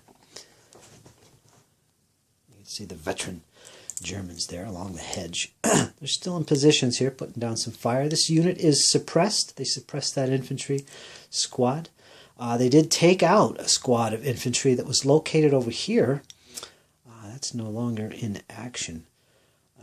Over here, they attempted to close assault the enemy infantry that were in this building. Failed. They were suppressed with some defensive fire, and that's about it. On the other side of the village out here, the Panzer Grenadiers advancing towards the outside of the village put down some fire against the infantry exposed along the built-up area, over in that area. Ineffective. And unfortunately for the Panzer IVs, they failed to get anything done. They did not activate. So that was that little command confusion, as it's called. And that's pretty much it. Nothing else happened. We're about to go into the American part of the turn. Oops. Up next and see what they do. So stay tuned, folks. The Americans are coming up. Oh, and I should say one thing. The Americans are at 11 lost units, which means they have to start making break tests. Basically, their army could start losing units. Some units may basically involuntarily withdraw from the table. Another nifty, interesting things. Basically, what that is 25% of your break point. I believe the Americans' break point is 19. When they have lost 19 units, not including transports, they lose. The battle's over, no doubt about it. It's basically 50% of their units. But half of that, which is 25%, in this case it would be 10 units, they're going to start making break tests during the morale phase of every turn as soon as they get to that point. Basically 25% of their break point value. And they'll do that every turn, and things can happen like units might decide to leave the battlefield or withdraw and all that kind of stuff. So it's in other words, it's the beginning of the end. So that's what's happened with the Americans. But in addition, the same thing has just happened to the Fallschirmjäger. They've just taken 4 losses as well, and that's their 25% break point, I believe. So they're going to have to start taking those tests as well. So that's it, folks. We're going to go into the next turn. It's the Americans' command phase. Here's something fun in the rules. Earlier, I believe it was in turn 5, this unit here was suppressed, basically from fire from these German squads. And when it attempted to rally, it got a double 6. And that usually means something special when you get a double 6, or a double 1 sometimes. That's usually a bad one, though. Double 6 is a good result. And in this case, for a rally test, that means this squad becomes battle-hardened. Some veteran non-commissioned officer steps up to the plate and gets everybody's butt in gear. So they do more than just rally. They become, in this case, battle-hardened. And what that means is they have +1 to close assaults and shooting and other good things, and they count as a platoon command section as well. So it's quite potent, and that little blue chip I'm using to represent that. So that section right there is battle-hardened. We'll see what effect that plays in the upcoming assault on the village. Probably now is a good time to take a look at some of the off-board artillery rolls and how it works, how you call them in. In this case, we're at turn 6. The Americans, one of the first things they did is call in some off-board artillery. And they have 1 fire mission available. And each side has so many missions available. Basically, you either have to have an observer or a headquarters that can actually see the target. And the target can be an enemy unit. It could be the edge of a piece of terrain, like the edge of a forest, or it could be the center of a terrain piece. Like in this case, what we have here is the Americans have called in a strike on this hill. There seems to be a lot of action during this battle. And there was quite a few units here. If you remember, there was a squad of infantry here, there was the medium machine gun here, there was the headquarters for the Germans, and there was a mortar section back here. Well, they called in the artillery strike, and the first thing you do is you roll for availability. And it's a 2d6 roll, and it's based on the army and the year of the conflict being represented, and that tells you what you need. Typically it's a 7, 8, or 9, depending on if it's a general fire mission or if it's a direct fire mission. Direct fire missions are like the most immediate artillery assets available to your battle group, like battalion level guns. The general level of artillery support is more like the higher up divisional guns that might be available. A little harder to access those guns and bring them to bear here, but it's a chance. In this case, the Americans called in some direct support, which is the more available guns. The availability, they made it. They had to roll a 7+. They got it. After that, they make an accuracy roll to see how accurate it is. It could end up moving around the table and hitting your own troops. It could be going wild somewhere. It could totally be right on the mark, like it was in this case, or perhaps even a direct hit, so direct that you actually can do extra damage. And that wasn't the case here. As you can see, the hill's covered in explosions at the moment. It was a pretty accurate hit. And once you've decided how accurate it was, or rolled to determine how accurate it was, you roll for fire for effect. And if we look at our table here, you can see what that chart looks like. And basically, it's another 2d6 roll. You might have modifiers like the number of guns in the battery, and that applies to onboard artillery. This game has both. You can have both represented on table and off table. Off table, it's right here. You have direct fire missions right here, and you'll get a +1 on your 2d6 roll for fire for effect. A general fire mission, more powerful guns, is right here. You get a +2 added. In this case, we're going to add a +1 to the 2d6 roll. The result was, I believe, a 9. And the target's under the template, and in this case it's a 4-inch by 8-inch template with the long edge lined up with the edge that the Americans are coming on from. So it's kind of like Flames of War in that respect.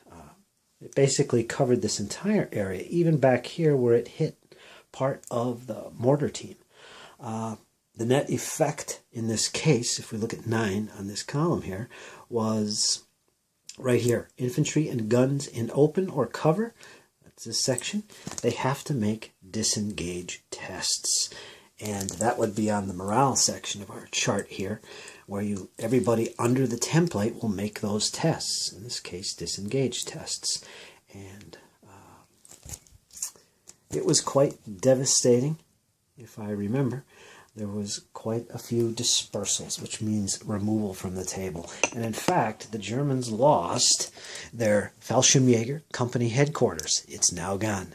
They also lost that squad that was a little bit forward and in the shrubs, and that's gone. The other 2 units, the medium machine gun, is now suppressed, but it's still holding its ground. And the mortar team also became suppressed. It actually disengaged and withdrew behind these hedges. So that's the result, folks. There's nothing else on this hill but a suppressed medium machine gun, as you can see. So very effective fire on the part of the Americans. And I should add that this takes the Fallschirmjäger break point almost to its max. Let's see, they got 2 units wiped out, +4, that's 6 in all. They're over there somewhere.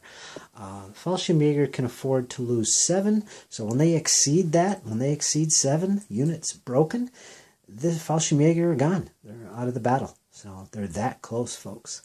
And of course, at the end of this turn, they're going to have to start making break tests as well to see if any of their units pull off the table anyway.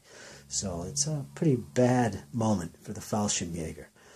Okay, folks, let's get back to the battle and see what else the Americans can do. Finished turn 6 completely. Let's see what the Americans did in their command phase.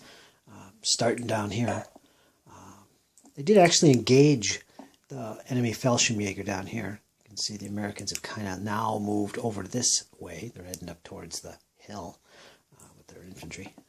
Down here, of course, this has been cleared out of all defenders. No more Fallschirmjäger around except for this command stand, but we'll get into the details of the Fallschirmjäger in a minute here. Let's look up more down to the south here, towards the village, and see what's going on.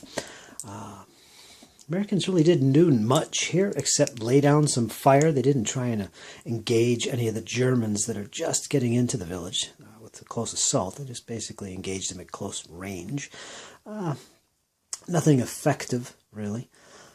Down here, again, some of the units did manage to pull off a rally and get themselves back in order, but they didn't do much damage to the oncoming Germans overall. One thing that did happen, you'll remember, right here on this slope, there was, in fact, a Sherman tank. Well, he come off that little slope, worked his way down there between the woods, as you can see, and he got a little smoke cloud there showing he's shooting at somebody. And sure enough, he took out this half-track. Boom, gone out of the game. And the occupants are now suppressed and in the woods back here. They failed to rally by the end of the turn as well. That's why they still have the red marker. So a little bravado on the Americans' part right there, coming off the slope. There's no more Panzerfausts up here, so I think he knows that, and he's getting a little chancy there. But, yeah, that's the situation, folks. However, the Fallschirmjäger have broken. They've reached their break point. They have decided to withdraw from the battlefield or surrender. So this whole sector is lost. And any Fallschirmjäger you see on the table at the moment are just there for looks because they're going to be taken off. That includes the mortar team, the MMG as well, and anything else that's left. They have been defeated. They gave up. And a lot of that had to do with the bombardment the Americans called down here, which is really effective. Excuse me. And their fire was actually pretty effective as well. This Jeep right here with the 50 cal machine gun was quite effective. shooting over the heads of its buddies here against the enemy that was sitting there on the end of the bridge. Took them out, I believe, quite effectively. Yeah, overall, the Americans really did good, surprisingly, down here on this side of the board. So the Fallschirmjäger are out of action. The Panzer Grenadiers, on the other hand, are still going strong. They've only lost a total of 2 units. 2 units. That's all they've lost so far, so they're far from breaking. But the Americans, on the other hand, they have reached, or actually exceeded, 25% of their break point. Their break point is 19, I believe. So half of that is their 25% break point. Once they reach that, they're forced to make break tests every turn until they either win the battle or they break themselves. In other words, reach their break point. And they have reached that point. They have lost a total of, I believe, 11 units. And their break point is 19. So they've exceeded their 25% level. So they're making break tests. And they're about to do that now, in fact. We take a look at the chart. It's really a simple procedure. Once you reach 25% of your battle group's break point, you got to roll 2d6 on this table. No modifiers. It's just a straight up roll, basically. And you want an 8 or greater, which means hold, no effect. A 7 is falter. All suppressed sections fall back 6 inches. 6 to 5 is retire. All suppressed sections fall back 12 inches. 4 or less, panic. All suppressed sections rout, so they'll be taken off the table. Double 1, disgrace. As 4 or less above, and battle group headquarters routs as well. It's got some fun little notes here about that. So let's do that roll and see what happens to the Americans. See if this battle is over. Well, it won't be over. Here we go, folks. Critical roll from the Americans. And they get a double 6. I don't think that means anything special on this. I wouldn't think it would. I never actually got that result on this. So that is actually a good result. So they're all good. So they don't break. They would be considered hold, no effect. So there it is. All right, folks. So that's it so far. That is the situation. I can zoom out here. There you go. That's the battle so far. We got another turn coming up. Turn 7 is coming. I think the Germans are going to make that push. See if they can get their tanks up there moving. They still got a 75 on that flank of the village there to face with. Yeah, that's the situation. See if the Germans could make a move on that bridge, because you can't win the game outside of breaking the enemy unless you control both objectives in 15 turns. And this is only turn 6. Okay, folks, we're going to go to turn 7. Start at turn 7. It is pretty critical, so I'm going to put this init roll on camera. Now both sides still get a +1 to gain this initiative. And we got a 3 + 1, 4 for the Germans. And we got a 2 + 1, 3 for the Americans. So it looks like the Germans are going to have a nit. They're going to get the exploit phase. And we'll see what happens. I can imagine they're going to take the nit on this one and go first in the command phase. Let's see what we get for impetus. They're going to add 1 this time because they lost their Fallschirmjäger. The company HQ gone. So this is only going to be a +1 for impetus, unfortunately. And the Americans have 2, so they're going to add 2 to this. So they're going to have 5. So that's the impetus for the turn, and that is the init. Let's get right into it and see what happens. All right, folks, finished the command phase for the Germans. They went first. They won a nit, if you remember. They went into the turn with 5 impetus. They basically have nothing left in impetus. They spent it all during their command phase. So that's it. Not a very good turn, actually, for the Germans. They started down here. They tried to get this half-track and move it up and put some MG fire on these exposed units, because we've got to start thinking about retaking that bridge. Unfortunately, this Sherman in the woods, pain in the ass right here, took some defensive fire on it, took out the half-track, and all of its occupants are now debussed. We got the platoon HQ right here. He's all right. He's in good shape. But the other guys were suppressed, and they fell back to this position. And that was it. I did attempt to close assault the tank. I don't know if that was a good idea. It would be a little bit desperation on my part. Failed the suppression test to even attempt the assault. which is what you have to do if the tank is not in any kind of cover, basically. It's basically in the open right here, that tank. So they had to make the test. They failed it, so it was not carried out. And that was that. If we move our attention over here, we will see that these guys attempted to activate and put down some fire against this unit here in particular. It has a bazooka, which I just realized my Panzer IV here is in range of that bazooka. So that's not a good situation at the moment. I tried to put fire down on it and failed, so they did nothing against that unit. This tanks here, they did activate. I believe it cost me an impetus to attempt it because they're not in HQ contact. Let me get down there on them. Yeah, these guys right here. They were not in HQ contact, but they did activate. Cost me an impetus. And they put down some fire on this Sherman, which is located back here now, suppressed. It was forced to disengage from this forward position. Yeah, so that's the situation there. Otherwise, up here in the middle, the Panzer Grenadiers really didn't do much. Yeah, they pretty much ran out of impetus to do anything. Couldn't even rally any units. So that's the Germans' turn, folks. I think, yeah, we'll see what's going to happen in the Americans command phase. They're up next, folks. Let's see what they do. Okay, folks, I finished the American command phase. I also finished off the German exploit phase. But pretty much both sides really didn't accomplish much this turn. If they did fire, it was pretty much ineffective. I think they're basically jostling for position and regrouping after the Fallschirmjäger gave up the fight. Yeah, the Americans tried to get some of their troops forward towards the village, but that was unsuccessful, just too far away and out of HQ contact. They did occupy the bridge, however. They do have some infantry on the bridge, so it is captured. They control that objective, which is unfortunate for the Germans. Outside of that, they basically just moved up some troops in the areas closer to the enemy. These Germans pulled back out of the ruins here. Now in this position here, a little defensive fire, smoke going on there. They took a few shots at the advancing Americans. Ineffective, of course. As far as effective shooting, the Americans did manage to put down a couple barrages, mortar fire, in this area. You can see there's two squads of veteran Panzer Grenadiers, which have now backed off from the hedgeline. They're deeper in the forest now. They're both suppressed.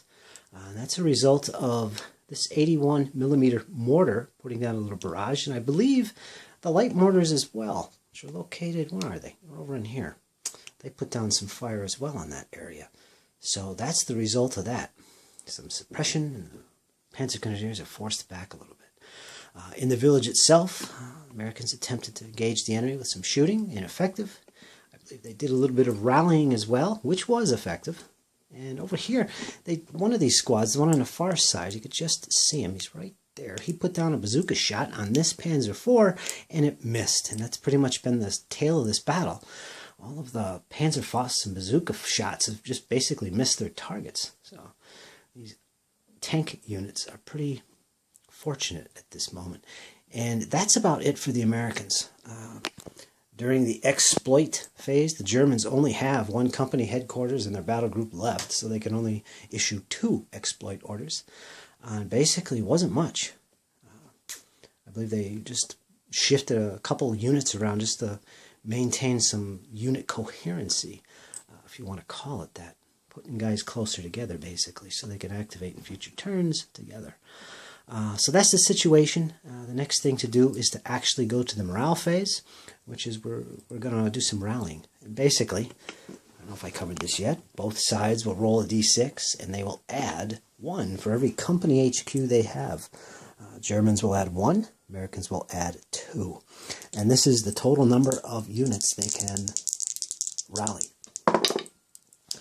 And the Americans roll 2 plus 2 is 4. And the Germans get 1 plus 1, which is going to be 2. So they can rally 2 units. And you just pick whatever units are on the table that are suppressed and attempt morale checks, or rally checks rather, for those units. And after that, we're going to check the breakpoints. And I believe the Americans do have to make a roll for that, because if you remember, they exceeded 25% of their breakpoint value at the moment. So we'll see what happens with that. Okay, folks, be right back. Finish the morale phase of the turn. Germans could rally, attempt 2 sections, and the Americans can rally 4. The Germans were completely unsuccessful. They have currently 4 units that are suppressed on the table. When I say units, I mean sections. So yeah, there's 4 of them, and it was no rallies. For the Americans, they have nothing that needs to be rallied.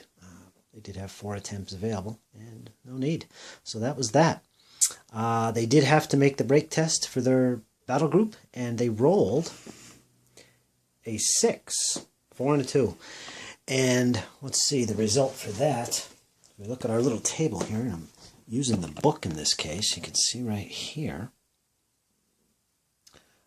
6 is retire. All suppressed sections fall back 12 inches. And that's right here. So since they have no suppressed sections on the table, there's nothing to fall back towards their table edge. So they're holding their own. All right, folks, that's turn 7. Quite uneventful, really. But again, both sides are kind of shuffling position here, trying to regroup. Germans in preparation for an assault on the village. They're actually currently assaulting it, ready to throw in some more troops, and somehow retake the bridge, which, if we take a look down there, the Americans are firmly in control of at the moment. Let's look at some more advancing troops. All right, folks, we're going into turn 8. Let's see what happens. Starting turn 8, let's get that initiative out of the way here. Let's see, the Americans and the Germans are both at +1. See who gets initiative. We've got a 4 for the Germans, +1 is 5. Americans get a 3. All right, so the Germans definitely have initiative, and boy, I think they need it. They want it right now. On top of this, for impetus, the Americans will get +2, 1 for each company HQ. So they're going to have 5 impetus. And the Germans will get 5 + 1 because they only have 1 company HQ on the table. So that's a total of 6 impetus.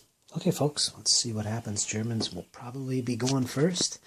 In fact, yes, they will be going first. Okay, folks, tell you what happens. Stay tuned. Folks, finished turn 8 for the Germans. They did take the first command phase. Started up here. Basically, try to get those Panzer IVs to take some action and take out that last Sherman down there. You can see him right there. Unfortunately, it required some impetus to try and activate him. I paid it, and I failed the activation roll. So unfortunately, I did nothing with those Panzer IVs. These guys tried to fire, ineffective. I did have some really good fire from this squad down here. Close range, he engaged his target right in front of him inside the village and managed to roll double 6. So he dispersed that opponent, so that was good. Down here, my veterans moved up to the hedge line and took defensive fire. Lost a veteran squad because of it, and the other one was forced back. And he is suppressed. So unfortunately, I have no troops at the hedge line up there. As you can kind of see there, right where that red ruby is. And it took fire from this Sherman tank as well as this LMG back here. They did manage to put their fire down first, though, and suppress this one squad of infantry. Get this tree out of the way so you can see. So yeah, that was somewhat effective, but I lost a squad for it. Down here, these guys tried to put some fire down in the squad, ineffective. And these guys down here, if I can grab them, I'm getting 2. There you go. They failed to activate. So that was that. 3 impetus going into the Americans' command phase. So those 3 impetus points will be used for activation purposes if needed. That's it. So let's see what the Americans can come up with next. All right, finished turn 8 for the Americans. In fact, they finished the whole turn. Command phase for the Americans. I basically hustled these guys up from back here.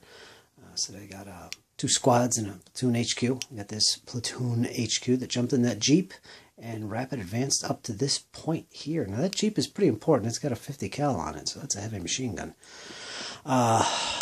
Americans did a little shuffling with their headquarters units to try and bring units in HQ contact, which will make life a little bit easier, especially when you're limited in impetus, which they were.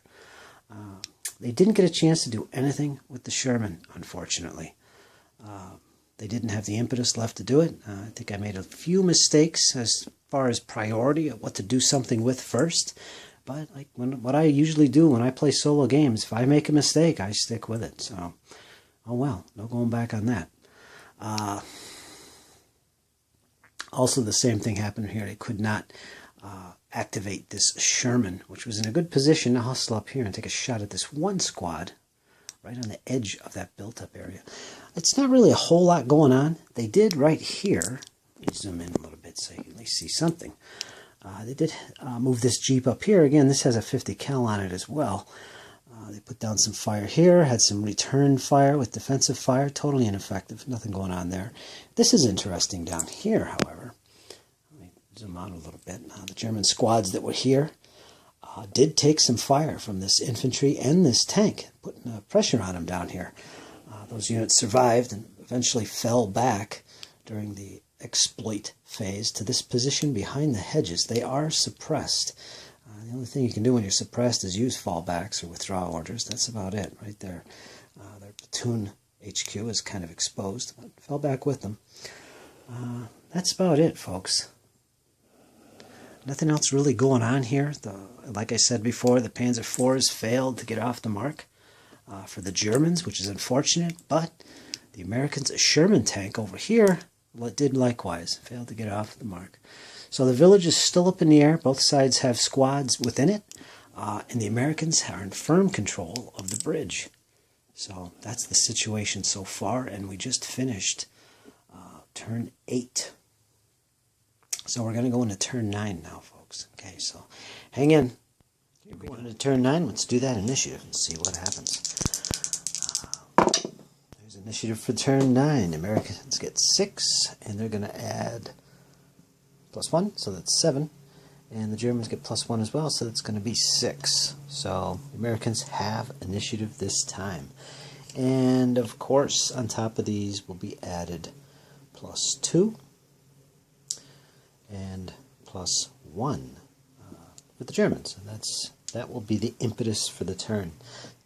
So the Americans have 9 impetus. Pretty good. Germans will have 7. Alright, folks, let's see what the Americans do, whether they go first or if they force the Germans to take the first command phase. Okay, the Americans are going to go first. They're going to take the first command phase. And I think what I want to try and achieve with the Americans at this point, start over in this area near the village. I want to use my infantry that are in the village to put down some fire. I really don't want to engage in close assault. Just put down some fire until I can get reinforcements into that village. So since we're defending, we're just going to hold our position, not get too risky. This tank, the Sherman back here, we definitely want to get into action, take advantage of going first. I think I'm going to attempt a fire and move. And that is, I'll put down some fire in this Panzer IV and then move behind some cover if I can activate them, which shouldn't be a problem. I have a company HQ right here. Should be no problem with that. I probably will have to take some defensive fire during the actual move, but I'm willing to risk it to get him in cover. So we'll see what happens there. And then I think I'm going to move these guys up. Down here crossing the stream, I've got some infantry, which I'm going to depend on for reinforcing this village and possibly the center, although I'm not as threatened here in the middle. I want to rapid advance these guys. That's the name of the order. It's basically a double time or a march move, if you want to call it that. Basically, they add infantry will add an extra 2d6 to their normal 6-inch move, which is their tactical movement distance, 6. So I'm probably going to attempt that, and we'll see what happens down here. Got a little tactical movements to make down here. I've got a tank and some infantry. Maybe I'll move in to engage these Germans. We'll see, folks. We're going to start over here at the village. Let's carry out this shot and see if that Sherman 75 can take out that Panzer IV. Now again, it's shooting first, and it's going to be moving afterwards. So this is basically a fire and move order. So it's going to suffer a -1 for that if they're regulars or less. Veterans don't suffer that penalty. They can move and fire they can do a move and fire order without suffering the -1. Now, there's no other modifiers for cover or range. This is effective range. So it's just a basic -1 to a 2d6 roll, needing, as always, a 6+ to hit. Now, it's an anti-tank shot, so I can only affect this one target, and only this vehicle is firing. You have to do it one at a time when you're doing anti-tank fire. So let's make the 2d6 roll, -1 against the Panzer IV. We got 6, 7, 8, 9. So that is definitely a hit. This will convert to an 8. like that because of the -1. And that's a hit because he scored 6 or above. Now, on top of this roll, we're going to add the AP of the 75 mil Sherman. And I believe that is a 5. So they're going to add 5 to this. Let me get my dice. We're going to add 5 to that total. Now, the front armor of the Panzer IV is going to deduct from this total, which is a 4 in this case. So they're going to deduct 4 points from this, so this becomes a 1. So our total is going to be looked up on the results table for anti-tank fire. 6, 7, 8, 9 points. So let's go to our table and see what happens. You've seen this table before. And it's the top row where it's anti-tank fire. We just look up our score, which is 9, and we'll see that we get a disengage test. And you can see some of the results you can get here. Get that glare out of there. You can get damage, you can get a destroyed test, a suppression test, or a no effect at all if it's too low. So in this case, we're going to get a disengage test. So the Panzer IV has to make a disengage test. So we'll go down here and see what that's all about. Look up the disengage test. There it is, right there. And you can see all the possible results of that. A low roll will be disperse, or in this case, AFV we're looking at. So the AFV damaged and disengage.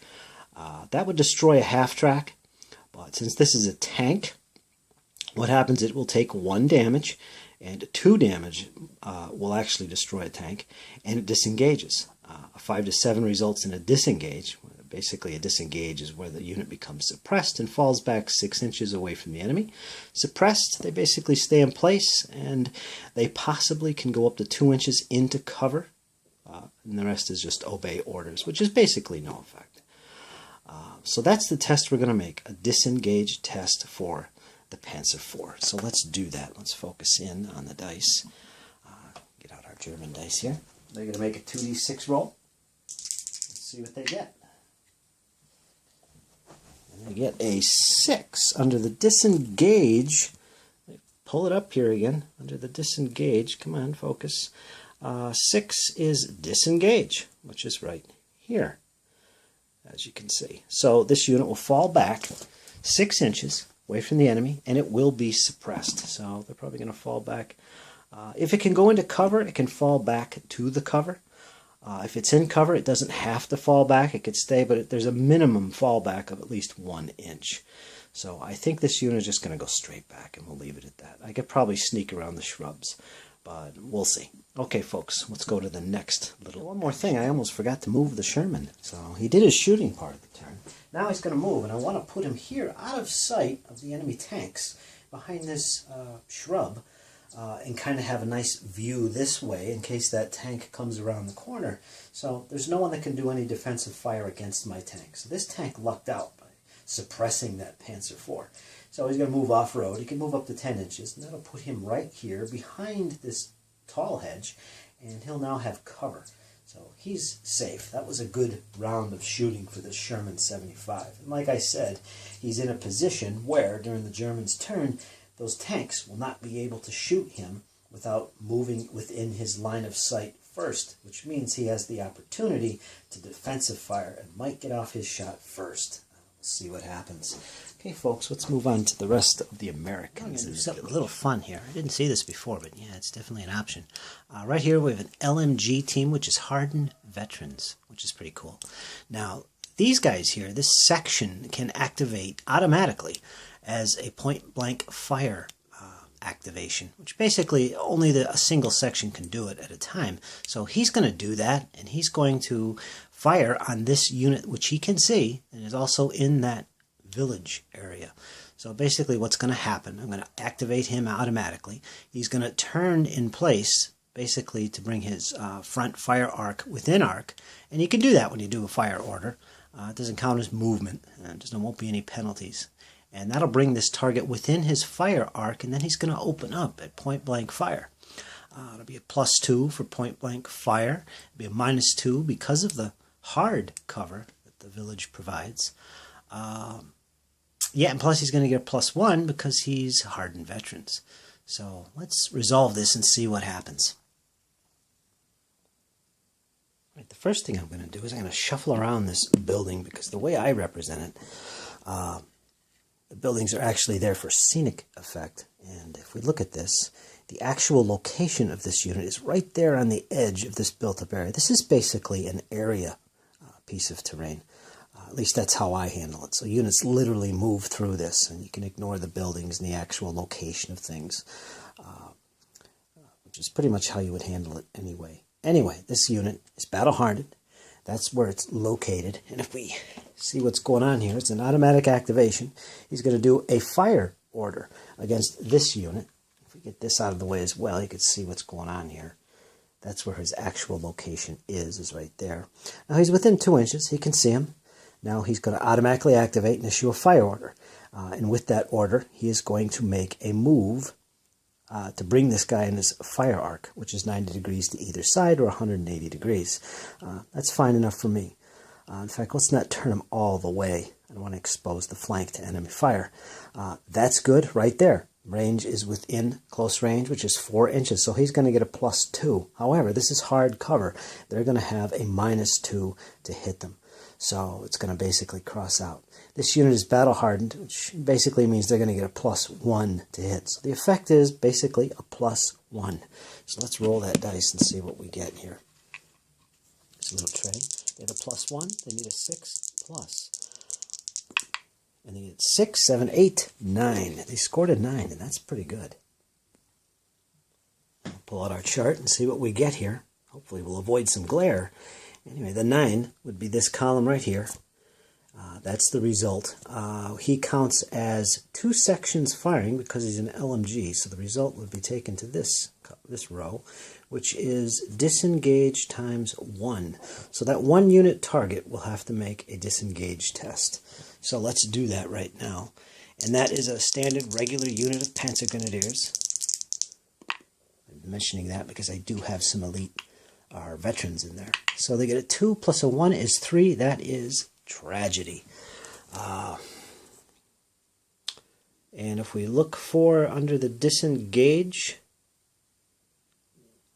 we will see that 3 is dispersed. So basically what happens here is this unit of Panzer Grenadiers was effectively dispersed. They're removed from the table. They basically surrendered, broke, ran away, however you want to see it. These guys are now out of action.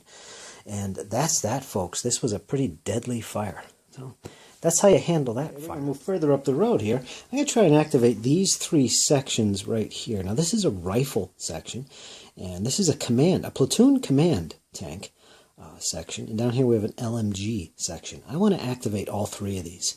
Now this does have a platoon command section. It's that tank, and it's a combined arms combat group, which means 4 inches each of these 2 sections have to be from the command section, which is the tank. They're both within 4 inches of him. So all is good. In addition, this combat group is in HQ contact. It's within 8 inches from the battle group headquarters. Now, if this group was nothing but tanks, it could be as much as 12 inches away, the battle group HQ, and put these guys in HQ contact. But it's a combined arms of infantry and tanks, so its maximum is 8 inches. So they are in HQ contact. Now, what I want to do is I want to use a fire and maneuver order for this group if I manage to activate them. The goal here is to move forward along this hedge line with my infantry and give supporting fire with the tank, because there is, if we look up here behind this building, there is a section of Germans, Panzer Grenadiers, sticking out of this built-up area. They can see me. They will be able to, if they want and activate, be able to put down defensive fire on any of my guys moving, which would be both of these guys if they want to move up to the hedge. They will be seen by that unit, and they'll have a chance of putting down defensive fire on them. Before that happens, I would like to open fire with this Sherman on those guys and hopefully suppress them and prevent any defensive fire at all. Now, I can do this. When you give a fire and maneuver order, they basically move and fire in any order by each section. In other words, each section moves or fires and moves in any order the opposing player wants. That's the versatility of the Americans in this case. Not all armies are capable of doing that. Radioless AFVs cannot do that. Militia units, the poor quality troops can't do that. How they do it is they have to do it all as a combat group. So they all have to move and then fire, or all fire and then move. They can't do it as individual sections. So in this case, what's going to happen, I'll activate them with the die roll, do a fire and maneuver order. The tank will fire, and pretty much he's not going to move. But because his group is under the fire maneuver order, his shooting, and all these guys shooting, will be at -1 for moving and firing and being regulars. These two guys will then move up to this hedge line and put down any fire on this unit as well if they can. So let's make that die roll and see if they can activate. Otherwise, again, all that description was pretty much for nothing. Now they need a 7 or greater. They get a 3, 4, 5. I can use impetus to boost that, and that would be 2 points of impetus, which I will use. So that will activate the combat group. Okay, folks, let's see what happens. Actually carry out the move and fire order. I'm going to start off with the tank. Basically, I'm not going to move him, but I am going to put down some fire and try and suppress this unit of infantry. Hopefully, I can do that. If I don't, this German unit will be capable of firing at any infantry units that come within his line of sight here with defensive fire. So that's why I want to put down some suppression fire. The range is about 7 inches. 8 inches or less is close range, so that's +2 for close range. However, he's going to have a -2 because this unit I'm considering to be in hard cover. So they're going to cross out. In addition, there is a -1 for moving and firing. Now, even though this unit is not moving, because its combat group is doing a move and fire order, he still suffers the -1, even if he doesn't move. So he's going to have a total of -1 on his roll to hit, and he needs 6+ to hit. Let's skip over here and see if he can make it. 6+, and he has a -1, covering fire. 6, 7, 8, 9, 10, 11. All right, that's perfect. -1 is 10. That is definitely a hit. If we could zoom back over here. So he put down some very effective fire. He scored a total of 10 with the modifier. And we're going to look this up on the results table. And again, I'm not going to put this in front of the camera, but we'll look it up. He counts as 3 sections firing when he fires anti-infantry. And it's a total score of 10, which is a disperse times 1 and 2 disengage tests. So that one section of Germans has to basically make as many as 3 tests. A disperse test followed by 2 disengage tests. So that's pretty devastating. So let's make his first test, which is a disperse test. Now if he fails this, he could end up routing from the table. Disperse means you pick him up and take him off the table. Let's make his roll. And it's a 6, and 1 is 7 now. 9 or less, and you're destroyed. I'll show you this little column right here. It's this one here, disperse test. So a 9 or less basically means you are dispersed, or if you're an AFV, you are destroyed. That unit doesn't have to make any more tests because it is basically out of the fight. It is dispersed, my friends. So there he goes. That was far better than I thought it would be. So now, with that fire completed and the enemy unit dispersed, these guys can pretty much just move straight ahead, no problem. We'll start with him. Move him up. No targets to shoot at, so he's done. He moves up to 6 inches. He stops at the hedge line. He's done. So now I'm in a position with my infantry to cover this whole area of approach from the Germans that I know are in that woods. There's no targets to shoot at, so we're just going to hold.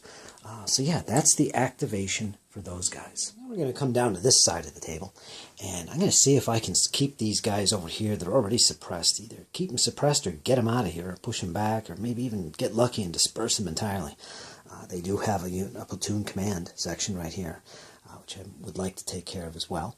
I have an infantry section, and I have a Sherman tank available to me. So what I want to do is activate them and use move and fire order. Now, unfortunately, this unit is out of HQ contact. There's no company headquarters or battalion battle group headquarters within distance, which would be 8 inches in this case. So it's going to cost me an impetus to do this, and I'm going to do that.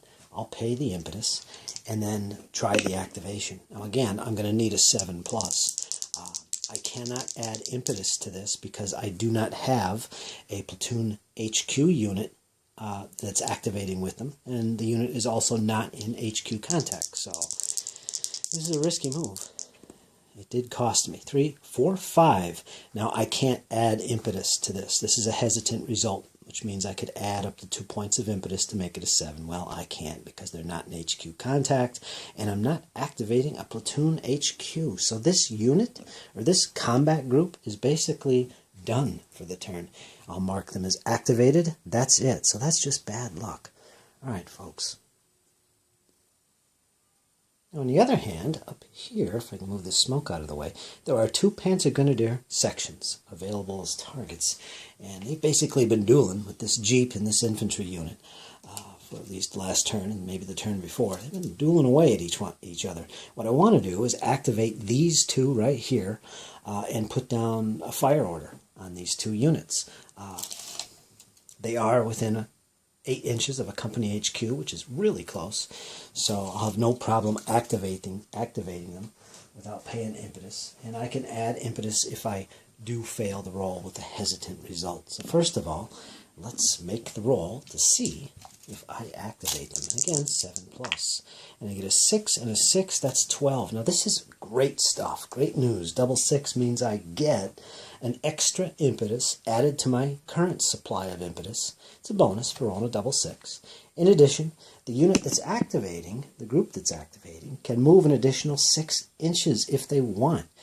I don't want to do that. I want to hold my position in the cover, and we're just going to engage the enemy. So the bonus with that roll is that, yes, I activated both of those units, that group, and I gained an extra impetus to my pool for the turn. So let's resolve this fire next. Now, the one thing that I should point out here is that this is an AFE. It has to fire separately from the infantry or any other team. They fire as individuals. All AFEs do. So his fire will be separate. In other words, I'll roll separate dice and this from this infantry unit, which is also firing. So let's start off with the infantry and see what luck we have.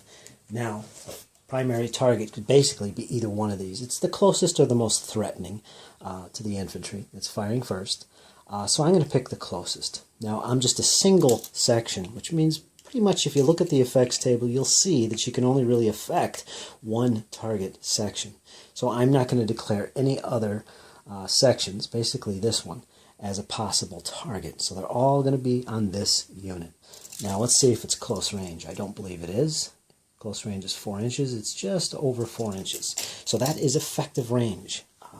There will be no bonus of +2 for the close range. The enemy is in woods. They're going to have cover, which is a -1 on my chance of hitting. And that's it. There's just going to be a -1 to this roll, and I need a 6+. And I get a 5, 6, 7, 8, 9. And if we subtract 1 from that, that's an 8. So we take 8 on the results table and see what we get. 8 tells us against infantry that for one section it's going to be a suppression test. So the Germans have to make a suppression test. We'll make that immediately. And they get a 6, 7, 8, 9. We look under the suppression test, and that is obey orders. So there's no effect on that. So that unit basically got off it without any damage. Now, the AFV with its 50 cal heavy machine gun is going to fire. This baby counts as 4 stands for effect if it does manage to hit. Now, the first thing we're going to do is we're going to see if it does hit. Now, the range on this, close range, like the rifles, is 4 inches. If I double check that, it is 0 to 4 inches. So yeah, so they're effective range. There's no penalty or bonus for that. The target, it'll be the same one, except we're going to affect, I could show you here, we are going to try and affect both of these units. I could see them both. They're both in cover, and they're both at effective range. So I'm going to try and affect both of them. This unit here is the main target, and we'll take the first test. If there's any additional tests, it will be distributed to this one. Any extras left over will be applied to the main target. So let's see what happens.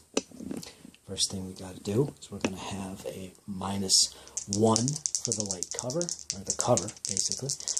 And we need a 6 or greater to hit. And we get a 3, 4, -1 is 3. So the heavy machine gun on the Jeep did absolutely nothing. They missed their mark, or at least didn't put down any effective fire. So that's the end of this group. They are done. So let's move on down the road and see who's next. Finished up the command phase for the Americans. Nothing major happened at this point. These guys up here in the woods are marked green because they rapid advanced. They were over here where the dice tray is. So they moved up. In addition, I did also move these infantry. There's a 3rd infantry squad somewhere in here. Yeah, he's right up there. Right up here in this area. These guys were down here. I rapid advanced them up to this position. Also, the Jeep rapid advanced all the way down from this road to that point and took some defensive fire from a rifle section located right there. It was just within effective range. He activated, took a shot at him, destroyed the Jeep. The guys in the Jeep was a platoon command unit. It debussed, and it took a suppression test for being in a destroyed vehicle, and it passed. So it's fine, but the Jeep is no longer, my friend. Terrible. That's about the only negative thing that happened for the Americans. They moved up their light mortars up behind this boulder. They were back here. They moved up to this area, kind of put down some fire against anyone approaching along this road area, because they know there's veteran grenadiers in there. So that's it, folks. That is American turn 9. I still have these units to move forward, and I probably will. So we'll go right past that and get into the Germans' command phase next. Stay tuned, folks. It's partially through the German command phase. Not much happened up here. I started up on this side next to the village. As you can see, I've been trying to suppress this unit, this battle-hardened infantry in there, that LMG section of the Americans. It's pretty much sitting inside that built-up area. He's being a real pain. Could not suppress him. All these units fired, and they were ineffective. This tank up here, the Panzer IV, failed to activate, unfortunately, and it did cost me an impetus to even attempt it. I did try and rally this unit, and did so. In fact, I got a double 6 and got battle-hardened, so my tank platoon commander is now a battle-hardened veteran. And that was about it. The only other thing I managed to do with the Germans is shift their 2 sections of veteran infantry up this way toward the village to kind of reinforce the assault to make up for the losses the Germans just took. Unfortunately, the lead section was suppressed by the fire from this battle-hardened infantry, once again being a pain in the butt. One good thing down here is these 2 units did rally, so they're now all good and ready to go. Up here, I am currently attempting to do a fire and maneuver order. I'm trying to pull both sections up into the woods and get out of here. And the reason why I'm doing a fire and maneuver is because I need to try and suppress these guys, because they will be able to put defensive fire on me if they activate. So let's see what happens with this. Is the situation at the moment. Again, these 2 units right here are attempting to do a fire and maneuver. And they're trying to put their fire down on these units, the Jeep and the squad up here. Try and suppress them if they can. Well, they failed. So we're going into the movement part. And I started with this section right here. And as soon as it attempted to move, he fired. So the infantry and the Jeep opened up on that unit. This is the main unit. These 2 American units cannot combine together, so they're firing individually. They fire, and the infantry did not hit, so Germans lucked out in that respect. However, the 50 cal on the Jeep has yet to fire, and it's about to do so. The main target is this section, and he's also declaring this unit as a possible target as well. So this will be the secondary target. So the first thing that's going to happen is that heavy machine gun, 50 cal, on the Jeep is going to have to make its roll to hit these guys. It's going to be effective range, so no modifier for that, but cover does apply, so there's going to be a -1. Both units have cover, and they're moving into that cover. So just a -1 to this roll. They need a 6 or better, so those are not bad at all. And they get a 5 with a -1 is going to be a 4, which is a miss, and there's no bonuses onto that, so it looks like the 50 cal missed. So what happens at this point is this unit here, which I was attempting to move, finishes its move. It's moving 6 inches, so it uses its tactical move, and I want to move him up to this position. This unit as well can move. And he's going to move his 6 inches up into this position. So that's as far as the Germans got. They lucked out. They didn't get suppressed by the defensive fire of the Americans up on this hill, or slope, rather. So that pretty much concludes the German turn. They don't really have anything else that they could do anything with, really. That's about it. All right, folks, we're going to go into the exploit phase for the Americans. In the exploit phase, basically what we want to do is move up to 3 combat groups. Basically, I can issue 3 exploit orders to the units.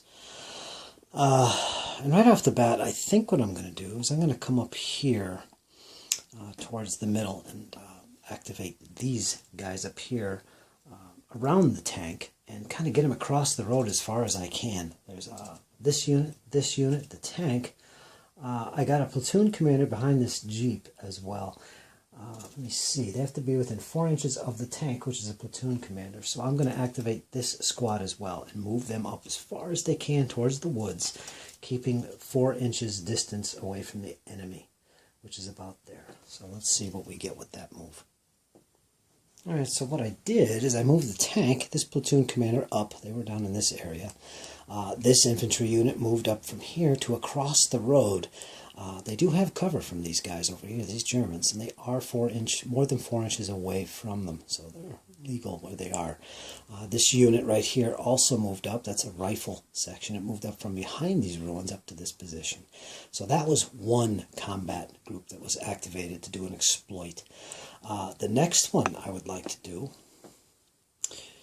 is right here. I want to activate this tank and these 2 infantry units and the platoon commander and get them up to the edge here. But unfortunately, I have a German unit there, so I can only get that far. So they're going to activate. It's free. It doesn't cost you anything. I'm going to put the infantry here. Let me double check and make sure he's not within 4. This unit will also move up as far as he can. So they're getting closer to the enemy. I'm going to cut him off if I can. Platoon commander will take a little central position. And the tank is going to move. He can move 6 as well, as far as he can up and around the woods about to there. Just got to make sure he is more than 4 inches away. So that would be good right there. So if they try to move, I've got them. And I could put down some preparatory fire with this tank, I think. Maybe, yeah, on that unit. So that would be my second exploit order. And I have one more. And remember, you get 1 exploit order for every company headquarters and the battle group headquarters on the table. So, yeah, there's a little close-up right there of the ruins. Got some more troops back there. And I think what I'll do, my Sherman way up there on the other side, he's exposed to the enemy, or he will be. So, no, I don't think I'm going to activate him.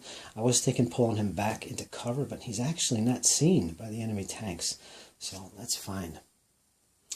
So what I will do is I'll activate this right here. I'm going to leave the company commander there, but I'm going to activate these 2. The Jeep and this infantry unit. And I'm going to try and swing them up this way. Get as close as I can to these basically withdrawing Germans. It's not far to move, actually. Get him as far as I can. I'm going to put the Jeep up here. Again, he can move 6 inches. And this unit as well. He's going to pull up to about this position. Right there. So he's up against this hedge, covering this edge of the woods. Getting ready to move in. So we're kind of pushing forward in this area, pushing the Germans back. And this is not a good position for the Germans to be in, I don't think. Mainly because they're getting further and further away from the bridge, and they have to take it. And if we look down there at the bridge, we can see it's still being held by a section of infantry.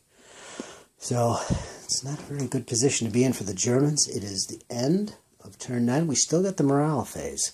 So we're going to do some rallying and do some checks for the Americans. And check the status for the Germans as well. They did take some losses this turn, unfortunately.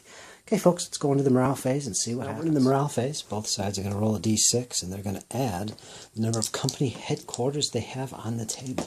Germans 1, Americans 2. And that will be the number of units they could attempt to rally if they're suppressed. So Germans get 2 plus 1, that is 3 units. Americans get 5 plus 2 is 7 units that they can rally. Let's take a look. Well, I can tell you right now, I don't see anything that's suppressed and needs to be rallied. So, no, I guess that's it. So there's nothing actually to rally. So that winds up the turn, folks. Going to go into turn 10 next. Well, no, take that back. Actually, we got to make the morale test for the Americans. So let's do that and see what happens to them. Can't forget that. We roll 2d6. It's a straight up. They got a 7. They need an 8 plus on this morale test. Let's see what we got. We got a 7. And that is basically right here. 8 plus is hold, no effect. That's all good. 5 to 6. Where is 7? Falter. All suppressed sections fall back 6 inches. So any of the American units that are suppressed would fall back 6 inches toward their table edge. And of course there is none. So that's the end of the morale phase for sure. Now one thing I have to check is the break point for the German Panzer Grenadiers. They have lost a total of 6 units, and their 25% of their break point is 6. So if they exceed that, they're going to be in the same boat as the Americans and have to start making break tests every turn. And their 50% break point is, let's see, 11. So when they exceed 11, they lose the game. Now the Americans have to lose 19. And currently the Americans are at 12, I believe, out of that 19. So they're closing in as well. But it isn't too bad. So, okay, folks, we're going to go into turn 10. It is close. It looks like the Americans, they are faltering. They are on the edge of defeat, making those break tests, and the Germans are pretty close, following behind in that regard. However, the Americans are holding both objectives, and we're going into turn 10. So that's well beyond the halfway mark of the game. So let's see what happens, folks. Turn 10 is coming up. Here we are. We're in turn 10. Command phase for the Germans. Germans are getting a little aggressive here, and they're about to launch a close assault. At least, ideally, that's what they're planning on doing at this stage. You can see some of them, these units are already activated and basically got some results from shooting. Let me take these away, and I'll show you what happened here so far. This unit, LMG section, is hardened veterans. It was located here. It was forced to fall back suppressed to this point. From fire over here, from previous fire from the Germans. So Germans are all good. They finally got that hardened veteran unit back. At this point, what I would like to do is activate these 2 units of veteran infantry and basically move up and close assault this unit. And quite possibly this unit here against this platoon command unit. I'd like to do some close assaulting. So yeah, that's ideal at this point. So first thing we want to do is try and activate these 2 veteran sections. Now they're in command with HQ, their company HQ, so it doesn't cost me an impetus point to try and activate them. And I can use impetus in case I get a hesitant result. However, I did get an 11, so they definitely activated. So now it's time to carry out the order. And in this case, what I'm going to do, since there's no targets, and I can't stop and fire and then close assault, because the close assault has to be declared during your movement. So there's no point to shooting here. So I'm basically just going to use a rapid advance, which you would think is a disadvantage, and it is when you're being shot at. But I'm not afraid of that at this moment. But it does give me a bonus, the rapid advance, in close assault. It'll give me a +1 in the combat. So let's do that right now. The first thing I want to do is I want to start with this section. What I'll do is I'm going to rapid advance them. I'm just going to move the 6. It's totally irrelevant that I get the bonus 2d6. So I'm just going to move them up to this point here, which is 2 inches away, which is the point at which we can see each other. Now at this point, this unit would normally, if it wasn't suppressed, be able to defensive fire against me.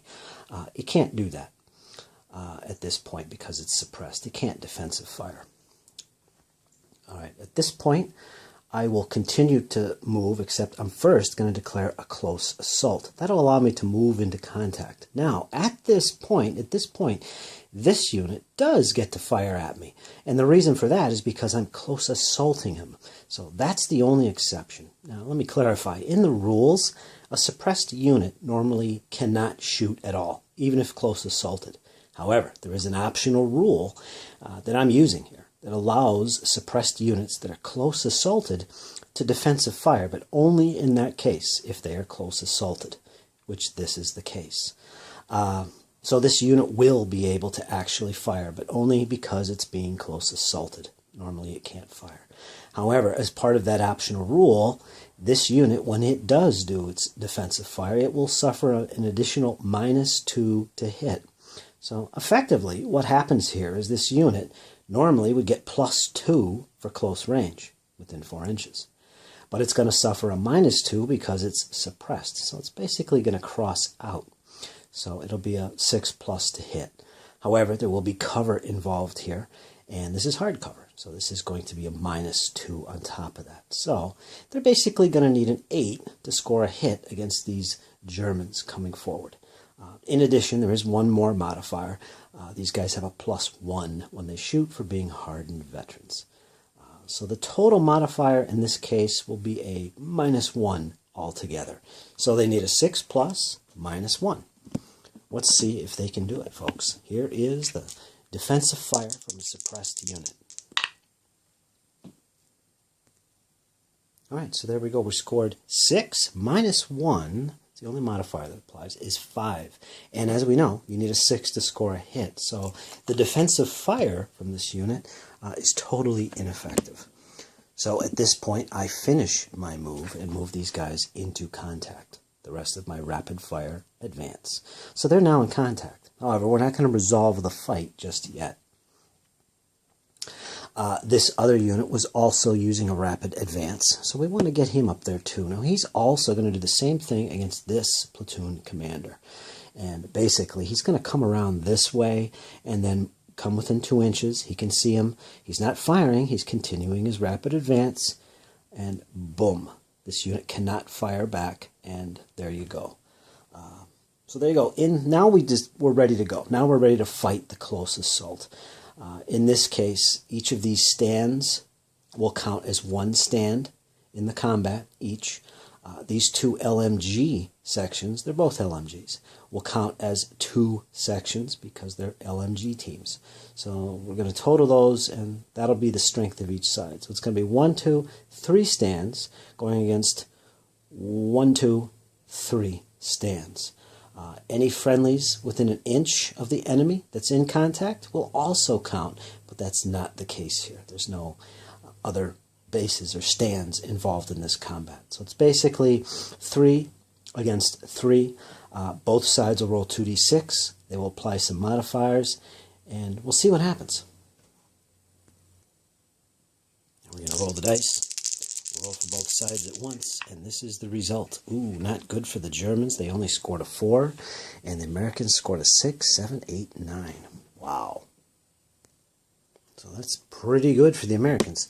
Now, one thing I should point out, it did make an error here. I pointed out right away that these are all infantry sections, including this. They don't count, these LMGs do not count as 2 sections in close combat. In shooting they do, but not in close combat. They're an infantry section, and they count as 1. All infantry sections count as 1 section in combat. So basically this is only 1, 2 against 1, 2, just like you see. So it's pretty even. So 2 sections on 2 sections. Now, let's add some modifiers. We'll start with the Americans, and we'll go through these. Now here we've got the chart. You can see what it looks like. This is the close assault chart. And basically, these are the modifiers here for infantry versus infantry. AFVs are a different section of modifiers. In our case, it's all infantry. So we're going to be looking at this section of the play sheet to see what modifiers apply. Now, let's start off with the Americans and go through their modifiers. Now, each submachine gun or assault rifle section or assault engineer adds +1 up to a maximum of +2. That's this one. This doesn't apply. Elite or battle-hardened section present in the combat, +1. Well, we know that the Americans have a battle-hardened unit, so it's a +1 for them.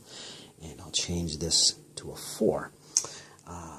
Next, 50% of defenders are in buildings or a strong point. Well, they're all in buildings, so they're going to gain a +1 for that. So I'll turn this dice over to a 5. They're doing pretty good now. They're at 11, which is quite powerful at this point. Next, 50% are U.S. rifles. In this case, that's not the case. We have a platoon HQ, which I'm not counting as a rifle, and they have an LMG, so that's not going to count as a rifle either. I hope you can see this. This is got a little shadow going there. Anyway, we're down here to the next one. 50% are aggressive on rapid advance. Now, we know the Germans are. They're going to get this, but not the Americans. 50% are guns or heavy weapons? No. 50% are militia? No. 50% are suppressed. 50% or more are suppressed. Well, we know that there's half of them, 50%, are suppressed, and that's the hardened veterans. And that's a -2. But they're not all suppressed. So if the Germans didn't attack that infantry command section, the Americans would suffer a -3 because 100% of the enemy, the opponents in this case, would be suppressed. So that doesn't apply, but this one does. 50% are suppressed. So it's -2. So we'll change that to this score just so you can see what's going on here. So this is the final total of the Americans. So that's 9. Now let's do the Germans. We'll run through the same situation here. And again, we'll go to our chart, which has a nice big shadow in it for some reason. We'll go down this right here. No elite or battle-hardened. No. 50% of defenders are in buildings. That's for the defender. 50% are U.S. rifles. No. 50% are aggressive on rapid advance. There we are. We're all on rapid advance, so we gain a +1 for this modifier. So let me change this German dice to reflect that. And let's go down the column a little bit more here. 50% are guns or heavy weapons, 50% are militia, suppressed, and that is it. There is no other modifiers involved here. You can see down here there's modifiers for AFVs, or if it's a rear flank attack, basically they attack first. That's a little different. Everything is simultaneous in this little combat, actually. So let's look at our dice totals so far. Germans scored a 5, and that is it. Whereas the Americans have scored a 9. So that's our totals in this combat so far. Let me change the camera position just a little bit and get that shadow out of there. Make sure you can see that. Looks pretty good to me. Got the dice laid out, so there's our situation. Now, what happens next is both sides will consult the results table of the close combat. What they do basically is count the number of stands that are fighting on their side and cross-reference it with their die total. So let's look at the Americans first. They're at 6, 7, 8, 9, and they have 2 total stands fighting. Him and him. So let's look that up on our chart here. This will be down at the bottom. And again, it's very similar to shooting. You look up the number of sections, in this case 2, and we look at our result, which is 9. So let's find this on here and see what we get right there. And that means the result is suppression times 2. Now, these aren't tests. This is important here. They're not suppression tests. These aren't tests at all. These are results. In other words, both the Germans are going to suffer 2 suppressions on the enemy. So both German units will be suppressed as a result of this. So let's take care of that right now. All right, so if we come down on our table, move these dice away. We still got to do the Germans. Remember, all this is simultaneous, but I'm going to do this now. And both these units are considered suppressed. They have to fall back at least an inch. They're already in cover. It's optional to fall back if they're in cover, but they have to fall back at least an inch. So they're going to fall back at least an inch and stay in the cover, and both units will be suppressed. So we'll put them back here like this, and we'll mark them as suppressed. All right, now we got to figure out what the Germans did to the Americans. So the Americans caused 2 suppressions. Now let's look at the Germans. Mark these units as suppressed so we don't forget. Okay, we're looking up a score of 5, I believe. So let's look that up. It's the same situation. Let's see what the Germans did. I'll go back to our trusty chart here. They count as 2 sections, 1 each, and they scored a total of 5, which unfortunately in this column is no effect. So it's a miserable attack, which is very sad. So it looks like the Americans will actually win this little fight. And to clarify, at this point, what we actually do is determine which side has won the fight. And usually the side that does the most dispersals or damaged or destroyed results in the fight, whichever side causes the most wins. In that case, it's not the case because there was none. The only results we had were 2 suppressions during the whole combat. So the next thing we look at to determine winner is the side that caused the most suppression, which is the Americans. So that is the winner. These guys are the winner. These guys are considered the loser. The first, now remember, this is all simultaneous, but we'll look at the winner first. What they do, because they're the winner, is they gain an additional, each section will gain an additional 6 inches of movement that they can use. If they're within 4 inches of an enemy, they can't move closer to that enemy, or any enemy actually. You cannot come closer than 4 inches to an enemy with this extra bonus move. But if you start off already at 4 inches, you can move back away from those units. Now, in this case, we're just going to hold our ground with both of these guys. Well, I'll tell you what, we will actually pull the platoon commander back because he's not being very effective at the moment. So, up to 6 inches, he's going to pull back to here. He's still in the built-up area. But this unit will hold its ground. They are battle-hardened. So, that's that. Now we go to the loser's side, which is the 2 veteran German units. Now in the case of the loser's side, the losing side, they have to, it's mandatory for losing the combat, fall back a full 6 inches. They can't go just a couple inches, or cover is irrelevant here. They have to fall back the full 6 inches away from the enemy. So let's do that. We're going to pull these guys 6 inches. He's going to be here. He's still in the woods. And this guy as well is going to pull back to right there. So, and they are suppressed, of course. So that's the net result of that failed assault on the village. And that's a close combat. Very simple. Now, again, normally there is no defensive fire or no firing whatsoever with a suppressed unit, which this battle-hardened unit is. However, if they are close assaulted, there's an option rule that allows them to shoot with an extra -2 penalty, and that's why they were able to shoot in this situation. So if you don't use that rule, there would be no fire from these guys, and they just have to fight the close assault with the disadvantage, and that's about it. So there you go, folks. That was a close assault. Let's move on to the rest of the German turn. And the German command phase is finished. They went first. Let's kind of see what they did.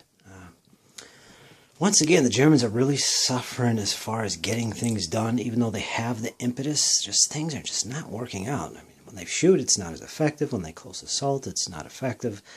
The only thing that's been effective is their activation to use a rapid advance, which they did. Down here, you'll see some units in the woods marked with green rubies. It means they rapid advanced. It's basically 2 sections and a platoon commander that rapid advanced from down here. If you remember, they were located here, including the platoon commander. They hustled up into the woods in preparation for more assaults on that village. They just cannot break in. They did attempt with their veterans to close assault the enemy inside the village. They did suppress the enemy LMG team, which is a hardened veteran section, if you remember. And that's about it. The close assault on them failed, and both veteran units fell back suppressed. And they're back here. You can see those red chips. They fell back. This platoon commander here in the Panzer IV, he did actually shift his position to the top of this hill. And this tank over here also put down some fire on the troops in this building. So that's the only thing that's going on with the Germans. And as you can see right there, there is an American unit on the perimeter of the village yet. That is the only squad of Americans which is on the perimeter on this side, able to engage the advancing Germans. Again, the Americans have a suppressed unit of hardened veterans still in the village. And one more section back here somewhere, and that's about it. Germans are not making much headway. So we're going to see what the Americans can do. You can see down here that the Germans are basically consolidating in this area of the woods and in front of the village. I mean, all their forces are pretty much consolidated here. And the Americans are all around this entire area. So even if the Germans do manage to kick out the Americans from this village, how are they going to get the bridge? I don't know. Again, it's turn 10, and there's still 5 more turns to go. And the Americans could lose units for breaking. We'll see. They currently have 1 suppressed unit on the table.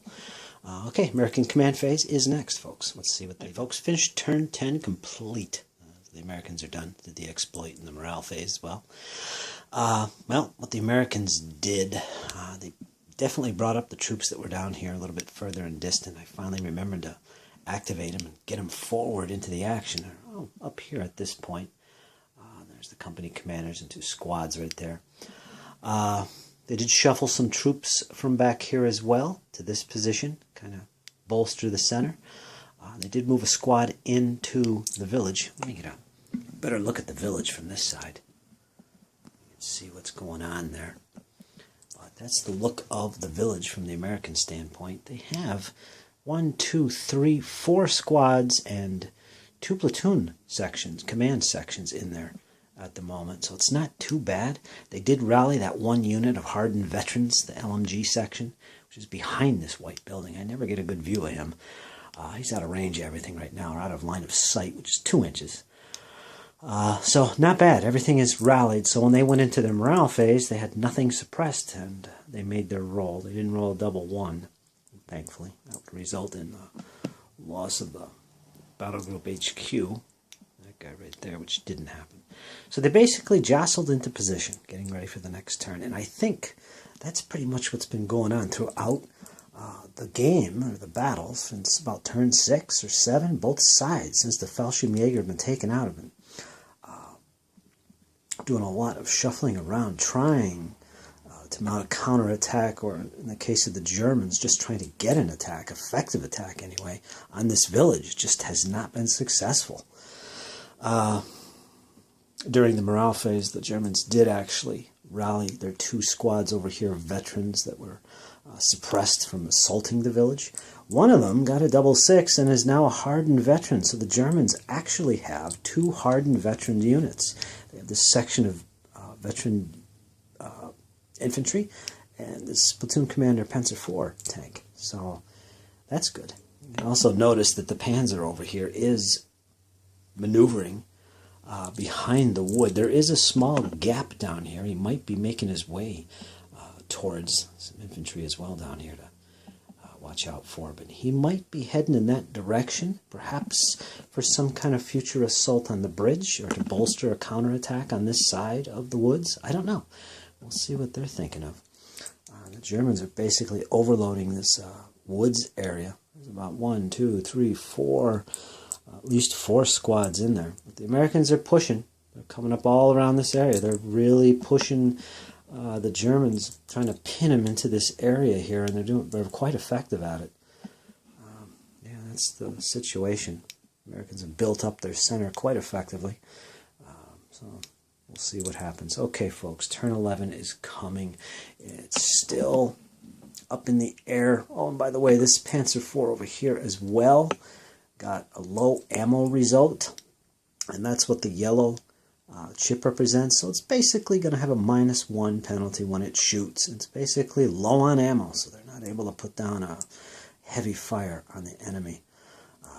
It did move to that position, by the way, from the exploit phase, so it's actually in an ideal position to fire at this Sherman across from it. They've been dueling since the beginning of the fight, so we'll see who wins that. The Germans get initiative next turn. They're going to be able to pop that Sherman, I'm sure.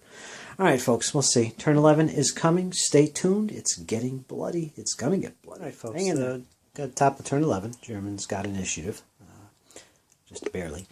And they decided to go first in the command phase. You can see they have a Panzer IV up here. It is battle hardened. It's overlooking this hill here, watching this position of the Sherman. They can't see each other yet. The Germans are moving east in the woods here. They're actually turning around after regrouping in the center there. They did actually suppress one of the infantry here for the Americans and drove them out of the woods. So there's a little contest down here going on. Further north, I moved some of the buildings out of the way so I could see what's going on with the combats here. The Germans are still pushing forward. Nothing major going on. They do have a few squads in there, including their own battle-hardened unit right there, if you remember. They rallied and moved up. I believe they moved within 2 inches of the enemy inside the village and were able to shoot and put down some fire, and relatively ineffective. You can see there's no Americans that are actually suppressed in there.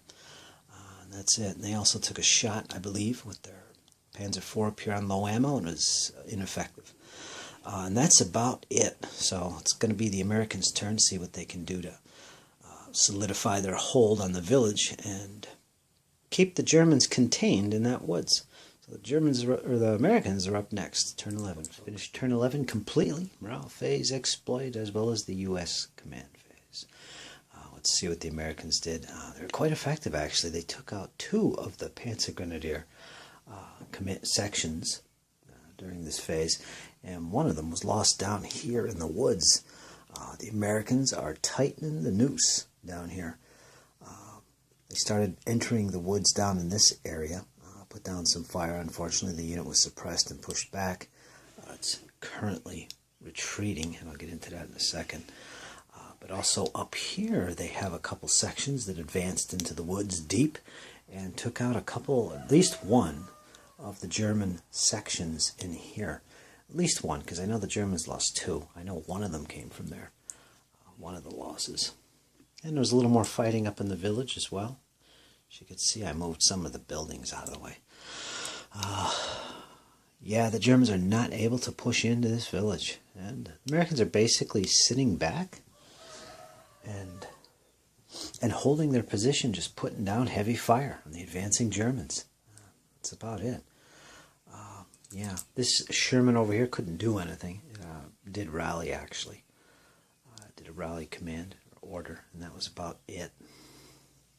One thing the Americans tried to do here, let me zoom out a little bit. They did move their Sherman up from this position, swung around. They must have forgot there was a Panzer IV up on this hill back here, which is now inside this high field. And it took defensive fire, and it took the Sherman out. Boom. So that Sherman is gone. Another loss for the Americans. During the exploit phase, this Panzer IV moved up into the field. No problem. So yeah, it looks like the Germans are kind of taking a risk here and swinging around this side of the battlefield. There's nothing to support them, though. Their infantry are up here, and they're kind of locked in place from the enemy. Americans are down in that area, so I don't know. The Americans are putting the pressure on the Germans. They're kind of surrounding them in this woods and still holding them off at the village. No problems yet. During the morale phase, the Americans did make their roll, and it resulted in all suppressed units retreat. And there was only one. It was that unit there. So it basically moved 12 inches towards its edge, which was this direction. So that's the current situation. So again, the Americans have to make that test, and they're on the verge of breaking. But by the same token, the Germans also, I think they reached, 8 losses, and their 25% is 6, so they're also making those break tests for their battle group. Fortunately, they got a 10 or so they didn't have to.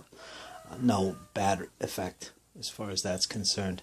So the battle continues. We're going into turn 12 out of 15 turns. It's tight currently. It would be considered a draw because the village is contested. There's Germans and Americans both fighting in that village. The Americans only control the bridge. So that would be a draw. So, yeah, folks, pretty tight. All right, turn 12 is coming up next. Let's see what happens, folks. Stay tuned. All right, folks, finished turn 12. It's getting pretty exciting. I just whipped through that turn. Germans won initiative again. They did go first in the command phase. Nothing major changed. There was some interesting things that occurred, though. Starting up here, the Americans did move that second Sherman up. It's now supporting the other Sherman. That is a platoon commander. It's a command tank, by the way. You can see the little guy sticking out. But anyway, they moved up. Both tanks put down some ineffective fire against the Panzer IV up here, who has cover.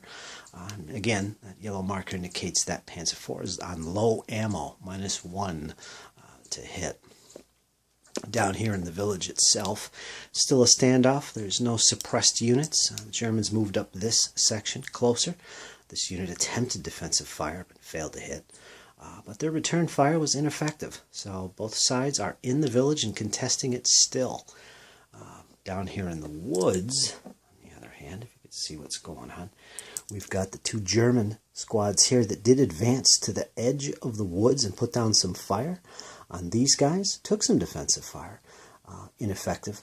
However, the Americans countered by bringing up these squads into this position and put down some effective fire on these Germans. And you can see this section of Germans is suppressed. And of course, the German battle group has withdrawn into the woods, or not the woods, basically the tall field. So that's the situation there. Now, this situation here is interesting. This Panzer IV did move from the field, come up to this area, put down some fire earlier, and is now, during an exploit move, put itself in this position. So it looks like it's heading for that bridge. Yeah, we got 3 more turns. I don't know what's going to happen. The Americans do have some troops back here. You can see there's a section there. There's a company section. That Jeep with the 50 cal. I don't know how effective that's going to be against a Panzer IV. But that's about it. So the Americans got to consider that little move by the Panzer IV. Let me zoom out here. And yeah, that's the situation. Nothing major. Both sides are holding their ground and making attempts at the village and the bridge. At least the Germans are.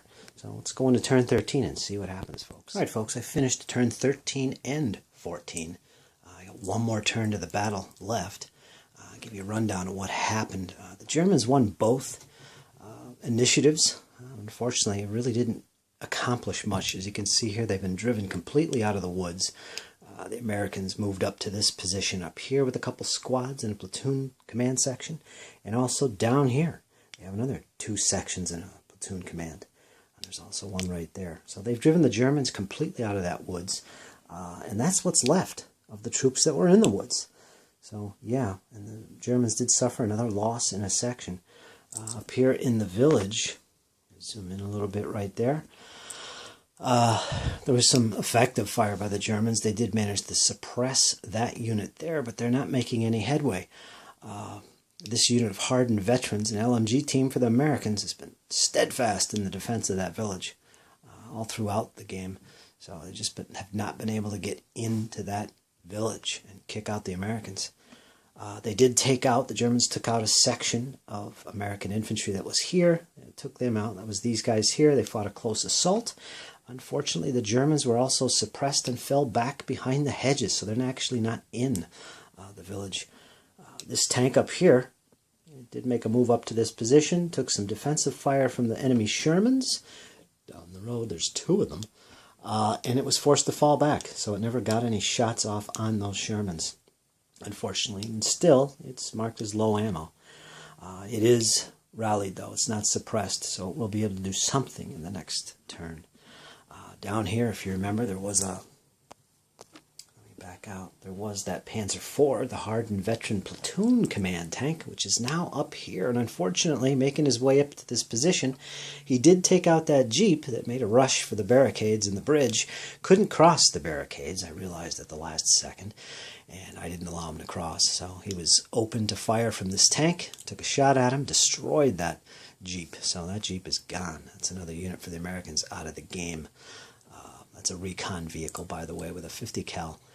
Anyway, it did actually move across the stream, no problem, and it bogged on the hedges up ahead, and basically its result was stuck, which means it cannot move or fire, including defensive fire, for the rest of the turn. So this tank was done. It couldn't even defensive fire. So next turn, last turn, it'll be okay, though. So that's that. Now, if he does get onto that bridge, the Germans will be in control of the bridge, which is quite successful for the Germans. But the village remains contested. And that's about it. The only way either side could really win is if they break the enemy. Or if the Germans manage somehow, or the Americans manage to kick out one of these forces from the village. I mean, so far it's got units from both sides in there, so it is contested. So it's probably going to remain that way, which pretty much means this battle is going to be a draw. We'll see. Got one more turn. Both sides have to make break tests. Neither side has been defeated yet. I think the Germans are at 9. They could go as much as 11. Once that 11 is exceeded, they lose. It's possible. Americans could take out that many units. They could win that way. Same thing for the Germans. If they could take out, I think, maybe 5 more units. I don't know. I'm going to have to look at that. I'll double check and let you know on the next turn. Okay, folks, that's it. We're going into the last turn. It's going to be a tight one. We shall see. Coming up soon. Folks, finished the last turn of the game. That was 15 turns in all. Here's a look at the battlefield. There's a unit up there in the field. This guy was way up here. He fell way back over here. As a result of a break test for the Americans. He had to retreat. I think he retreated twice, in fact. Here's what's going on in the village. Of course, the Americans and the Germans are still holding their positions. I see, let's see, 2 sections of German infantry and 2 sections of American infantry. They're all in there. That's all that's left. A lot of fighting in there, actually, throughout the game. Of course, this right here cleared out woods. Some bloody fighting in there, especially in this region. The Germans never got back to this line along the road, that hedge along the road. They never got back into that position. Ever since they were hit hard by the American mortars, they just never recouped and got back into that position. At least not effectively. So yeah, the Americans pretty much driven them right out of the woods and all the way back here, almost off the edge where they deployed from, with the battle group headquarters there. And still got a couple half tracks down here parked. Useless. Americans lost 2 of their Shermans out of 4, one of which was a 76, and Panzer IVs are still in action, both of them. Well, they did have 3. One was driven off early in the game, taking some Sherman fire. It disengaged off the table, unfortunately, so that was a loss. So anyway, it is a draw, my friends. The break point of the Americans was 19. They lost 17 sections in all, including tanks and infantry sections. 17. So 2 more and they would have hit 19. If they lost 3, they would have broken and that would have ended the game. You have to exceed your break point. For the Germans, their break point, the Panzer Grenadiers anyway, was 11. So they had to exceed 11. They reached 9. So they lost 9 units in all. So they had to also lose 3. Quite remarkable. Fallschirmjäger, their break point was originally 7. Of course, they did exceed that, and they were taken out of the game early. I think it was like turn 4, something like that. But they were taken out. And ever since then, the Germans never really recovered. They lost a lot of momentum. And I have to admit that the way the rules work with impetus, it could be quite devastating if you don't get the right amount of impetus that you need at important points in the battle. And it seems like both sides were never actually able to get enough impetus to do what they needed to do, particularly the Germans, since they were pretty much, they had to take this village, and they just never were able to coordinate and get enough firepower down on the enemy at one time. And a lot of that had to do with a lack of impetus. Quite a few times, especially in the middle and late parts of the battle, the Germans just would run out of impetus. And when they did get a lot of impetus in the later stages of the fight, they just didn't have the troops on the table to really be effective. Yeah, that was that. And also losing the Fallschirmjäger hurt the Germans because they lost one of their company commands, which reduced their impetus. Yeah, so that was that. I enjoyed the game. It was really fun. Probably out of all the games I've played outside of maybe Battle Group, I think Battle Group tends to be a little bit gamey at times. I've Been Shot Mum is a very good set of rules. Has a good feel to it. Very fun.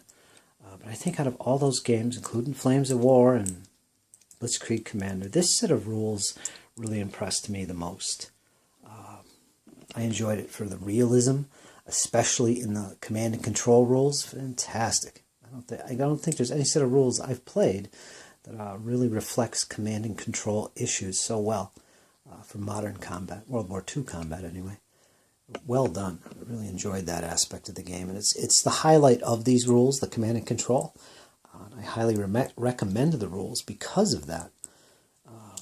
All the mechanics for shooting, close combat. Yes, there's charts, but it's a simple target number 2d6 roll. It's really simple. All in all, it is very simple and fluid. Turns whip by once you get the hang of it, and plays very quickly. Like I said, the best part is the command and control functions. Really enjoyed that. Changes to this scenario? Definitely I would make some changes. I really feel that this game was a little bit too long. I think the battle was decided early on, shortly after the Fallschirmjäger were defeated. So I think right around turn 6 and 7, I think both sides, the Panzer Grenadier and the Americans, they were just jostling for position, trying to use their impetus to get troops into position to fight. Most of the time it was ineffective, and it resulted in just piecemeal attacks here and there. The most effective attacks, I think, was in the woods for the Americans. They drove the Germans right out of there, which surprised me, really. Because the Germans really did have a lot of units in there, including their veterans, which I think are all but gone except one section out of 3. Quite brutal fighting in that village, I gotta say. And also this woods, no doubt about it. I would cut the turns down to maybe 10, but alternatively, I would probably delay some of the reserves coming onto the table. That's basically what I did. Is half of the Americans were deployed as reserves. For the Germans, all the Fallschirmjäger were on the table, and all the Panzer Grenadiers were off table. So they came on the board as reserves, if I remember correctly. I'll have to go back and take a look. But I believe that's how it was, and if anything, I would probably delay the entry of the reserves, or more likely, just cut down the turns, maybe down to 10, 12 tops. 15 is a little too much. There would have been more going on, and the battle would have been decided a lot quicker, I think. But the game was really enjoyable. I really enjoyed that. Yeah, so that's my thoughts on the fight, my thoughts on the battle. Some heroics by the American recon units, those 2 Jeeps. They're both taken out now, but those 50 cals in the back of those Jeeps, wow, were they effective. They really did some damage to the German units. German 251s, the half-tracks, they were, well, except for that, they were actually quite effective using the machine guns on there. If I remember, I counted them as LMGs, not medium machine guns. So I didn't want to make them too powerful, because that's basically what they are. I don't know if they were as effective on the back of a half-track as a well-positioned tripod-mounted medium machine gun, an MG-42. I don't know. But that's how I counted them for this battle. LMGs. Panzer IVs, as always, quite effective for me. I think the tank combats, the dueling on this side, and just about everywhere on the battlefield is very realistic. I love how they can be suppressed and fall back from intense fire. Well, there is a part of the rules is called intense firing, where a tank has the option to really lay down some heavy fire. It's called intense firing. I never actually used that in this battle, but yeah, outside of the rule, it was in fact pretty much intense between these tanks. Had some very realistic feeling results to the dueling going on, and that was pretty fun. Yeah, that's my thoughts on the battle. As I said, the Germans really could not get off the mark and take that village. I think they could have if I just was able to coordinate earlier on and get using that impetus more effectively. Just couldn't do it. And the tanks on the other side, their whole objective, the Panzer IVs, was to take out the enemy Shermans, which they could not do, actually. They just kept on dueling the whole battle. Of course, the Fallschirmjäger were in primarily because of the bombardment called down by the Americans on this hill. That was devastating. And that was the main reason the Fallschirmjägers said, well, that's it, and we surrender. Or whatever. Maybe they ran for their lives, either way. Since they were pretty much behind enemy lines, they probably surrendered. So, okay, folks, tell me what you think about this battle. Unlike my other battle reports, I took a little bit more time to show the die rolls and explain some of the rules. I know some people watching this are very appreciative of that. And if you want to see me do more of that kind of thing, more detail, let me know. It does take a little longer to make these videos. This is about 3 hours long, maybe more or less than that, I don't know, but it'll be pretty big. I'll put up a full version, and of course I'll keep up the original 4 parts to this series. So like, subscribe, comment, let me know what you think. And if you want to see me do more of these, that's fantastic. I'll keep on doing them. Love it. Next up, I believe we got some Blucher Napoleonics coming up, and I'll be doing that next week, most likely. So there you go, folks. That's my Panzer Grenadier Deluxe battle report. I hope you enjoyed. Any questions, let me know. Highly recommended set of rules. Okay, folks. Talk to you later.